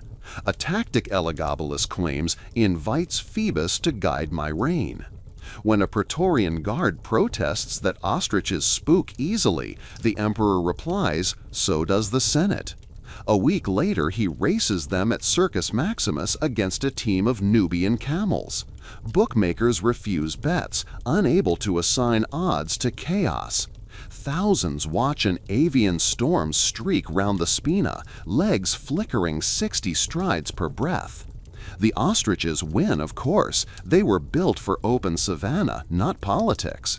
And the crowd roars, unsure if they cheer victory or the madness that birthed it. Within months, Elagabalus will be assassinated, but purple feathers linger in gutters, souvenirs that rumor later conflates into prophecy. When birds harness thunder, Rome will fall. Feathers can outlive marble decrees. Cross 10 time zones to Tang Dynasty Chang'an, 8th century, beneath lanterns shaped like lotus pods. Emperor Taizong's successor, Li Longji, the future Ming Huang, strolls through the Daming Palace, flanked by 2 glossy myna birds perched on carved bamboo sticks. They don't just mimic whistles, they recite couplets from Li Bai. Court poets seethe. They labor nights over verse, only for birds to steal applause by chirping "moonlight before my bed" with perfect cadence. Yet the emperor prizes the winged plagiarists, believing their memory infallible.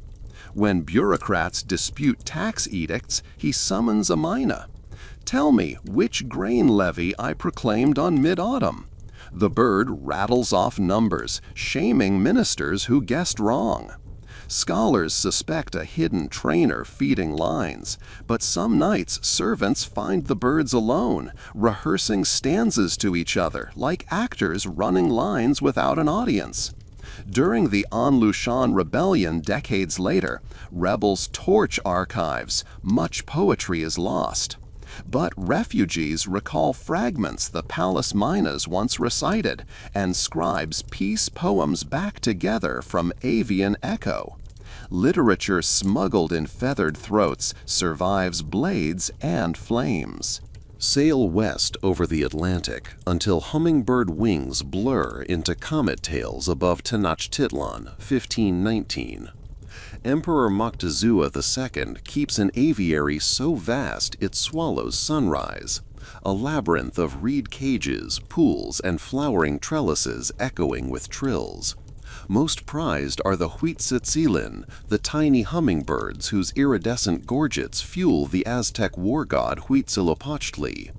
Priests harvest shed feathers for turquoise battle standards. Each dawn, gardeners steer fitted reed straws through blossoms, filling them with pulque-infused nectar so the birds sip sanctified sweetness. Spaniard Bernal Diaz later writes that feeding costs enough cacao beans to bankrupt a province. Conquistadors massacre the birds for helmet plumes, yet a few escape, following canals out to Lake Texcoco, feathers reflecting fire from burning temples. Scientists tracking genetic drift of Mexican hummingbirds today find a lineage unusually tolerant of fermented sugars. Perhaps descendants still carry pulquang memory in their blood, flitting proof of empire that once sweetened war with flower wine. Tied ahead to Elizabethan Greenwich, 1584. Sir Walter Raleigh, eager to impress Queen Bess, debarks from Virginia with a chittering novelty wrapped in velvet, a 9-banded armadillo. Its armor plates glint like pewter scales. Courtiers gasp, thinking it miniature dragon. Raleigh sets it upon the polished oak floor of the presence chamber. The creature sniffs, then rolls into a ball the size of a cannonball, scurrying beneath gowns. Ladies shriek, hoops clatter. The Queen laughs, rare sound since Mary Stuart's execution, and christens the beast Shelby. She commissions a silver collar engraved non nobis sed armadillo. Scholars later note the first printed use of that word in English appears in court inventory lists. More bizarre, Raleigh demonstrates how indigenous peoples roast armadillos for meat. The Queen, half curious, half horrified, issues a decree. Shelby shall live untouched, lest England dine upon its own wonder. Thus the armadillo becomes living embargo against colonists consuming novelty. When Spanish agents scheme to poison Raleigh's tobacco stash, legends say Shelby senses the plot, scratching at the cask until guards investigate, foiling espionage with keratin claws. Pivot to the humid kingdom of Dahomey, West Africa, 1823. The Ago-G, female warrior elite, train with muskets, machetes, and an unlikely mascot, the honey badger. Captured from savanna burrows, these compact carnivores wear iron collars inlaid with cowrie shells. Each regiment pairs a soldier with a badger pup. As it matures, handler and animal spar together. Woman learns persistence, badger learns restraint. During ceremonies, the Ago-G release dozens into the royal courtyard. Badgers swarm termite mounds, ripping open clay towers with unstoppable jaws, a living metaphor of siege warfare. European observers misinterpret, thinking them pets. Actually, they are tutors, teaching that soft ground can yield to sharp purpose. When French Colonel Dodds invades Abomey in 1892, veterans recall honey badger drills and dig tunnel traps under French artillery, collapsing guns like termite spires. The animals never read tactics manuals, but their memory digs trenches across time. Shift to Prussian Berlin, 1744.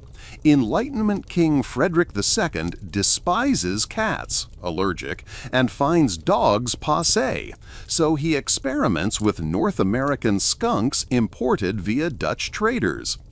Court chemists surgically remove anal glands, grisly but effective, creating odorless Prussian polecats. Frederick sets them loose in palace granaries to hunt mice. Voltaire, visiting Sanssouci, records dining beneath chandeliers while black and white creatures scamper along rafters like powdered courtiers in fur coats. Skunks prove so efficient that grain stores swell. Army rations improve, enabling Frederick's surprise winter campaign against Saxony. Historians credit logistics, but footnotes whisper about striped shadows patrolling flour sacks. After the king's death, successors abandoned the practice. By 1800, no tame skunks remain. Yet Prussian quartermasters retain the habit of stockpiling rodent-proof silos, unaware they mimic lessons written in vanished musk. Fly southeast to Malmaison, near Paris, 1803. Empress Josephine, obsessed with global flora and fauna, adds a new exhibit to her rose gardens, a gray kangaroo shipped from New Holland by French explorers. She names him Jacques. The marsupial bounds among rose bushes, pruning blossoms with nibbling teeth, accidental topiary. Josephine hosts salons where botanists sip absinthe while watching Jacques box with silk-stuffed pillows. When Napoleon returns from campaign, the emperor jealously notes that his wife's kangaroo appears in more caricatures than he does. He orders a menagerie audit. Camels, black swans, cassowaries, orangutans, none generate as much public fascination. Napoleon considers deploying kangaroos as supply couriers across Egyptian deserts. They hop, they carry offspring, why not male? But logistics kill the idea. After Waterloo, Allied officers seize Art, but Jacques evades capture, hopping into surrounding woods. Local legend claims his descendants still roam Ile-de-France vineyards, confusing vintners who blame phantom grape thieves. Glitter east to Mughal Lahore, 1612. Emperor Jahangir keeps 2 saurus cranes adorned with ruby-studded anklets inscribed with Quranic verses. He believes their trumpeting calls ward off court intrigue. Each morning he dictates memoirs while feeding them saffron-soaked rice. When a Portuguese Jesuit requests proof that Islam encourages mercy to animals, Jahangir presents the cranes. Behold, even metal on their legs bears God's name, yet they fly unburdened. During a drought, the cranes lead palace gardeners to a hidden spring by pecking repeatedly at cracked earth. Jahangir orders a stepwell built, naming it Bauli-e-Saris. Travelers draw water there for another 3 centuries, long after birds and empire fade, illustrating how thirst obeys neither creed nor crown, but occasionally follows a beak. Drift north to Russian winter, 1764. Catherine the Great, enamored with Siberian exploration, imports 3 domesticated reindeer to haul her sleigh across frozen Neva during masquerade season. She christens them the Trinity of Snow. St. Petersburg elite prefers sleek horse troikas, but Catherine relishes gliding beneath palace colonnades behind antlered silhouettes casting cathedral-shaped shadows on ice. French envoy Deline describes a night where the Empress races the aurora borealis, sleigh runners hissing sparks, while courtiers gasp from regular sleds like spectators of a cosmic duel. The reindeer, accustomed to tundra, tolerate city echoes until soldiers fire a celebratory cannon. Panicked, they bolt through an arch, dragging the sleigh into a bakery. Flour erupts, coating Catherine like marble dust. She emerges laughing, face ghost-white, and quips, "See, even empresses need powder." The baker receives a pension. The reindeer retire to imperial forests, unwitting pioneers of Christmas card iconography a century before Coca-Cola paints Santa's sleigh. Detour to Greenland coast, 1910. Danish explorer Knud Rasmussen visits a Thule Inuit camp and is gifted a muskox jaff orphaned by blizzard. He names her Freya and attempts to haul herself aboard the schooner Hans Egeda as diplomatic token for King Christian X. During passage, Freya's dense underwool absorbs seawater, quadrupling her weight. Sailors repurpose spare bilge pumps just to dry a single animal. Upon arrival in Copenhagen, crowds gather outside the zoological garden, stunned by prehistoric heft and eyes like polished coal. Scientists spin keratin from her caveat to weave the world's softest scarf, later presented to Queen Alexandrine. She remarks it feels like holding the northern lights. Decades on, when climate researchers first deploy cold weather parkas, they study caveat's insulating air pockets. Thus, an orphaned calf drafts the blueprint for gear that will one day warm astronauts training in Arctic analog sites for Mars. Hop to Riyadh again, but the calendar reads 2015. Crown Prince Mohammed bin Salman races Falcon Heavy ambitions, purchasing robotic exoskeletons for his prized Saker Falcons. Crafted by MIT engineers, the carbon fiber wing exo bolts under feathers, harvests kinetic energy during flapping, and powers GPS relay transmitters. Falconers launch birds that stream real-time desert thermals to renewable energy researchers mapping airflow for turbine farms. The Falcon becomes both predator and weather satellite. When one escapes beyond border, Israeli air defense radars misclassify it as microdrone. Diplomatic hotlines sizzle. Meanwhile, the bird glides over migration corridors, data packet blinking from ankle like a Wi-Fi beacon, proving that sovereignty can ride thermals no treaty yet defines. Trace a long parabola southwest to São Paulo, 1954, where football legend Garrincha adopts a capybara he calls Galego. The rodent attends Botafogo training, waddling through goalposts. Superstitious teammates stroke Galego's fur before matches. The team embarks on a record-breaking unbeaten streak. Sports journalists coin term capybara luck. When Brazil lifts the 1958 World Cup, fans attribute victory partly to a swamp rodent who spent the final napping in Garrincha's hotel bathtub. Years later, economists analyzing home field advantage reference the Galego phenomenon as early evidence of placebo-driven athletic performance.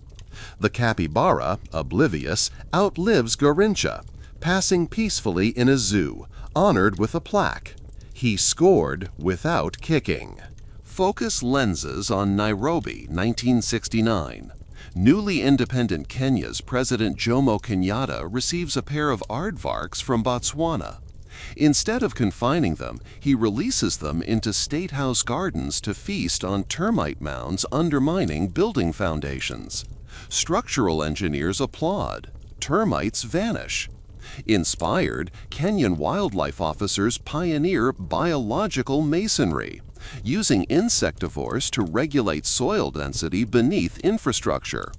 When United Nations situates environmental headquarters in Nairobi, delegates tour nocturnal aardvark patrols.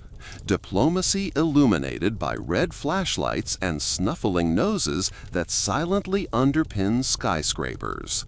Slide over to Mumbai, 1982. Bollywood superstar Amitabh Bachchan gifts Prime Minister Indira Gandhi a slow loris as token from filming in northeast jungles. Veterinary experts warn of venomous bites. Indira instead donates the primate to a children's zoo inside Teen Murti Bhavan. Kids queue for hours to watch the wide-eyed creature cling to bamboo. Educators use it to teach circadian rhythms. Lorises move in deliberate slow motion, conserving metabolic fuel. During the following energy crisis, the Indian Planning Commission ironically prints pamphlets titled Slow, Steady, Sustainable with Loris mascot, urging citizens to adopt thrift. Fuel rationing compliance rises 8%, small testament to a nocturnal diplomat. Leap northeast to Reykjavik, 2010, volcanic ash cloud grounding European flights. Iceland's president Ólafur Ragnar Grimsson tweets, yes, tweets, a photo of his pet puffin, Lundi, perched atop official red folder. The caption, "Even birds stay grounded, yet keep calm." The tweet goes viral. Stranded tourists purchase puffin plush toys, injecting cash into local shops amid airline chaos. Economists later model avian optimism as minor stimulus offsetting volcanic losses.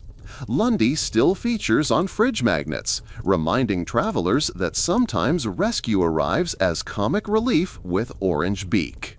Glide down to Canberra, 1943. Wartime Prime Minister John Curtin fosters a wombat named Maggie, rescued after bushfire. She grazes on Parliament lawns, digging burrows that collapse during artillery practice drills. Engineers studying the wombat's square feces deduce unique intestinal contractions, insights eventually informing water-saving irrigation pumps in arid farms. That engineering lineage tracks back to a soot-smudged marsupial waddling through corridors lined with ration posters. Spin globe back to Cincinnati, 1875. Circus entrepreneur Carl Hagenbeck pitches Siamese twins and bearded ladies, but securing a royal client matters more. He ships a glass-fronted carriage containing bioluminescent South Pacific glowworms to King Ludwig II of Bavaria, marketing them as living chandeliers.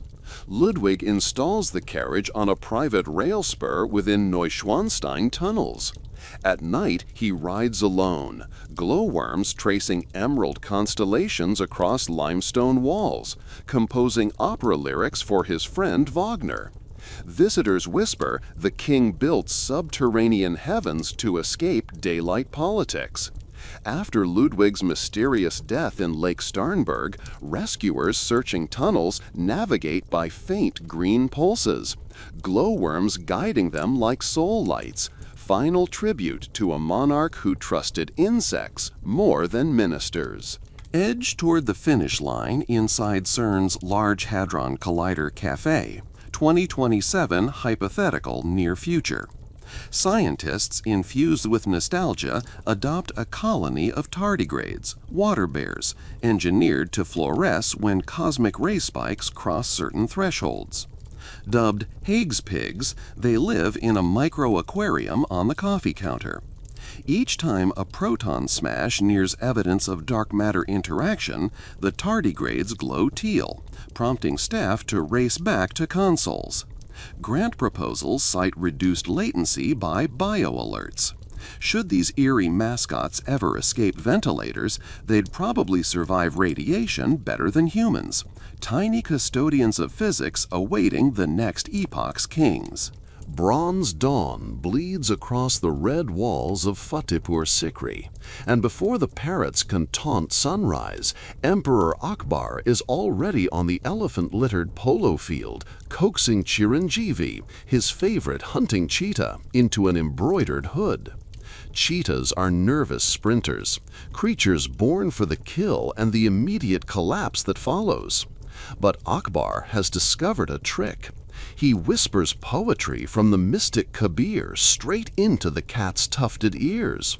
The rhythm steadies the animal's pulse, or maybe the cheetah simply knows that the man beside him commands 22 sub-kingdoms and could end a dynasty with the twitch of a signet ring.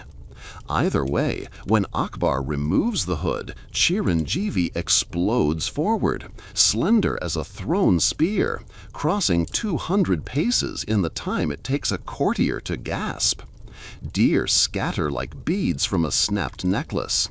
The emperor doesn't bother knocking an arrow. He's here for the spectacle, not the venison. One Sharif scribes the moment into the Akbarnama, noting that the emperor possessed more than 1,000 tame cheetahs, each named, collared with jade bells, and quartered in marble-floored stables cooled by sandalwood water wheels. The expense could have funded a small army, yet Akbar believed that ruling the world's diversity required living mirrors of it. A swift cat was an argument against complacency. Every sunrise might end in a sudden pounce. Shift 3 centuries northwest to the stony corridors of Windsor Castle, 1839.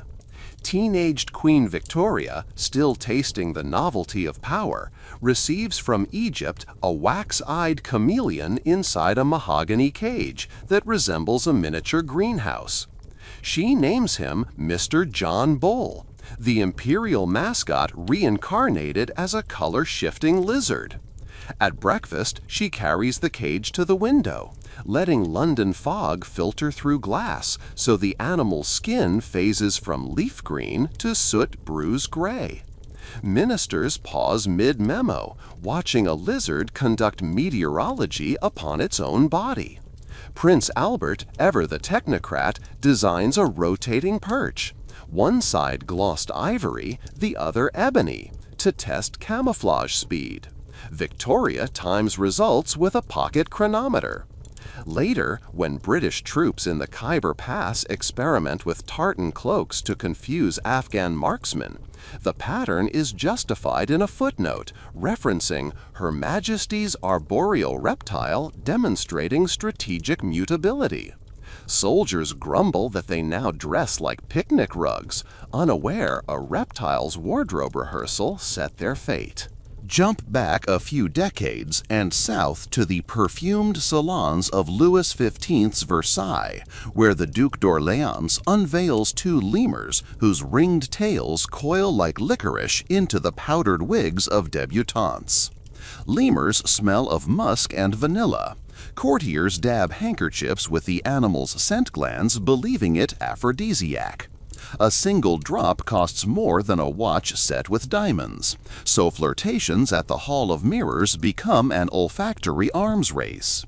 Meanwhile, behind the gilded doors, the lemurs leap between candelabra, snuffing flames with velvet noses. Servants curse. Each extinguished taper adds hours to cleaning soot. But apothecaries record fewer cases of mercury poisoning from candle fume inhalation that season. The lemurs, ignorant heroes, eventually retire to the menagerie at the Jardin des Plantes, where natural philosophers first coined the phrase nocturnal architect, after observing how the creatures sort branches by length before building sleeping nests, a behavior later inspiring French military engineers to pre-measure pontoon segments for night river crossings. All because lemurs couldn't mind their flames. Slide east again, Middle Ages this time, to the grim dais of Frederick II Hohenstaufen, Holy Roman Emperor and self-anointed wonder of the world. Frederick keeps an ice-blue gyrfalcon chained near the imperial throne. He venerated falconry so obsessively that he wrote De Arte Venandi Cum Abibus, the first scientific treatise on birds, dictating anatomy diagrams while surgeons dissect fresh kills on linen. Yet his strangest avian experiment involved staging a multilingual debate, Latin, Arabic, Greek, between theologians and the gyrfalcon.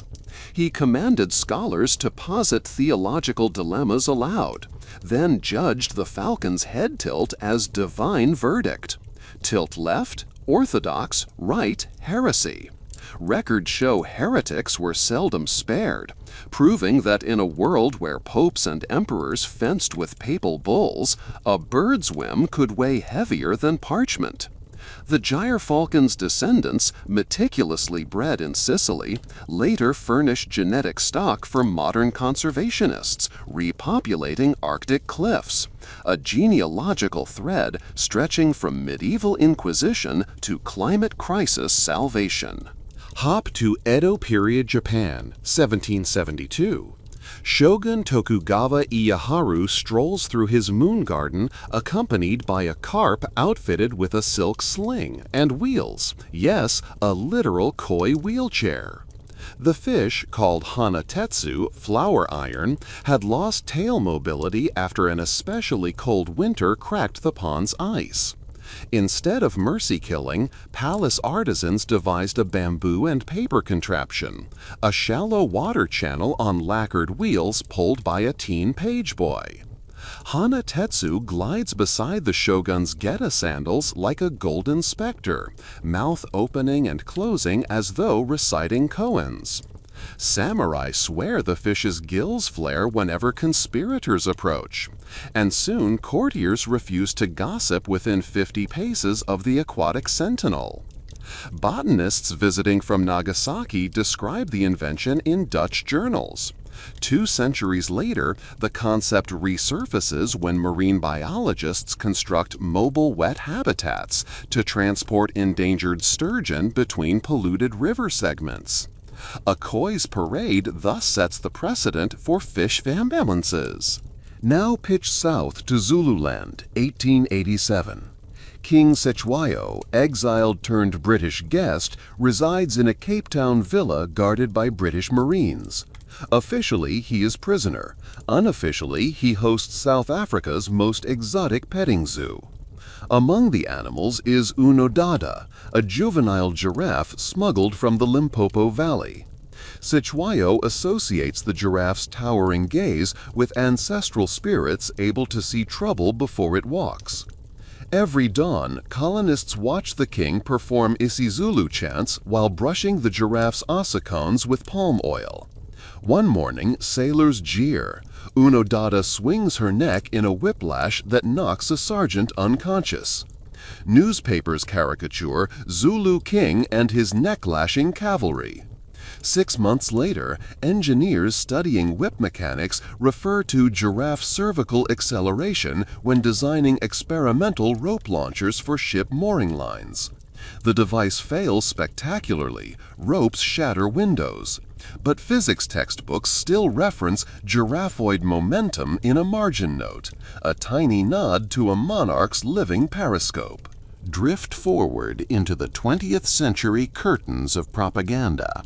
Joseph Stalin, paranoid yet sentimental under vodka haze, keeps the Caucasian shepherd dog named Rijeka, whose growl could rattle chandelier crystals. But inside the Kremlin hothouse lurks a quieter companion, a bowl of continuously regenerating planarian flatworms. Soviet scientists discovered that if you segment a planarian, each piece regrows a complete worm, preserving memory of conditioned light responses. Stalin hears this, decides immortality lies in mucus, and orders biologists to train worms to recognize his pipe smoke. Every evening, aides waft tobacco over the bowl. Worms contract in what researchers label Pavlovian dread. Stalin visits, inhales the smoke, then nods, satisfied that even creatures without brains know to fear him. After his death, the lab is shuttered. Yet decades later, Russian neurogeneticists cite the experiment while investigating epigenetic memory transfer, concluding molecules may encode fear across generations. History literally replicated in tissue, like dictatorships in miniature. Swing across the Pacific to the White House, 1926. President Calvin Coolidge, famed for monosyllables, receives a raccoon intended for Thanksgiving dinner. Where another politician might serve it with gravy, Silent Cal grants the critter a pardon, names her Rebecca, and lets her roam Oval Office rafters. Journalists hungry for quotes instead get photographs of Rebecca sprawled across briefing papers, tiny paws imprinting ink onto executive orders. When Congress debates the Air Commerce Act, Rebecca escapes onto the South Lawn, climbs the newly installed radio tower, and chews through a telegraph line mid-speech, silencing the president's address to Philadelphia. Coolidge remarks only, "Engineer." The raccoon sabotage sparks urgency. Technicians develop insulated wiring sheaths, which later become standard in transoceanic cables. Thus, national infrastructure owes a debt to a would-be entree turned electrician. Now descend into the catacombs of Mexico City, 1974. President Luis Echeverria covertly supports archaeologists excavating Templo Mayor. In a side chamber, workers uncover a hairless Xoloitzcuintli dog skeleton adorned with turquoise beads. Inspired, Echeverria commissions 2 live Xolos as state mascots, naming them Huitzi and Zo. He parades them during Independence Day. Their sleek charcoal skin glints under fireworks. Folk healers believe Xolos absorb pain. Cabinet ministers start visiting Huitzi before angiograms.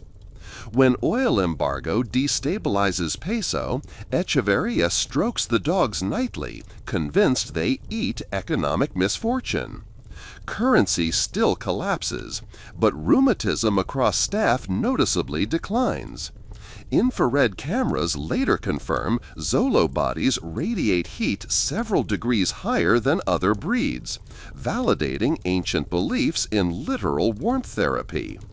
Medical journals publish findings.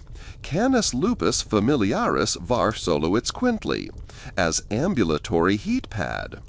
Pilates instructors worldwide begin marketing Aztec dog yoga, thankfully minus the incense of crisis politics. Orbit back to Europe's royal menagerie finale.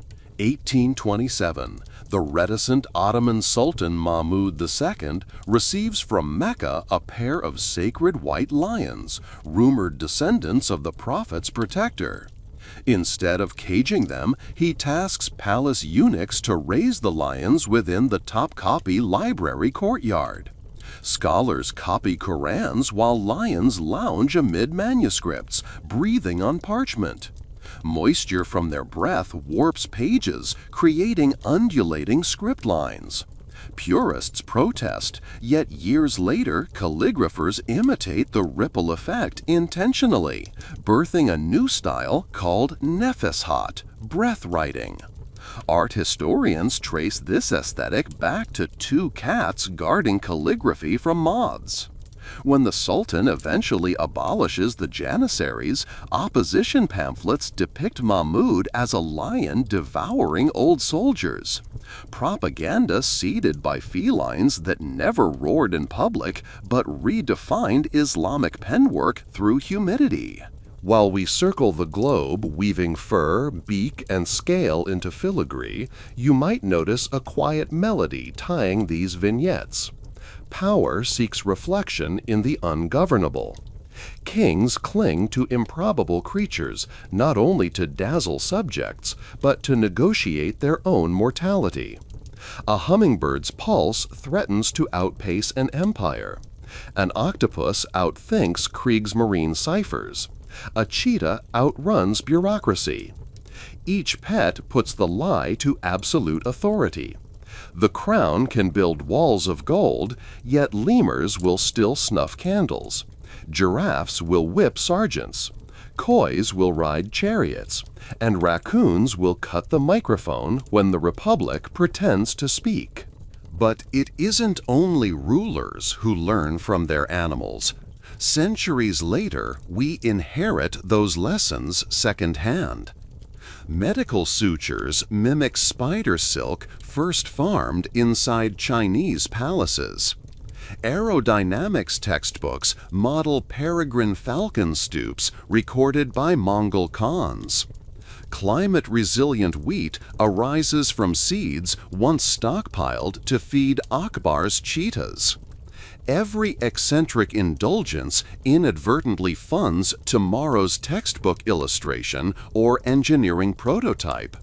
History's pet projects literally become civilization's pet projects. If you've stayed with me through 7 nights, or one delirious binge of velvet leashes and iron claws, you've clocked roughly 17,000 words. enough to line a throne room from parquet to fresco. Perhaps you feel like the Mina who memorized poetry, or the planarian segment still twitching with second-hand terror. Good. That means the menagerie did its job. It made you kin to monarchs and their beasts, equal parts awestruck and cautious. Remember this the next time you doom scroll headlines about tech barons launching pet robots into orbit or pop stars cloning their lapdogs. The instinct isn't new. It's etched in ostrich tracks on Roman cobbles and squirrel footprints across Tudor parchment. Power will always audition the unfamiliar to rehearse its image. The question is whether we, the onlookers, choose to marvel, to learn, or to resist when the circus rolls through. So dim your screen. Let the parade of paws and feathers settle into dreamscape. And as sleep approaches, picture that octopus still gliding under polar night. Suckers inscribed with a language no admiralty can decrypt. Proof that some secrets, like some creatures, remain defiantly wild. And with that, our torchlit tour through royal menageries is complete. If the stories prowled, fluttered, or slithered into your imagination, consider subscribing for the next historical night safari. Until then, guard your curiosity the way ancient kings guarded their strangest pets, with reverence, wonder, and just enough caution to keep your fingers intact. Sleep well, traveler. The cages are locked, but the legends are loose.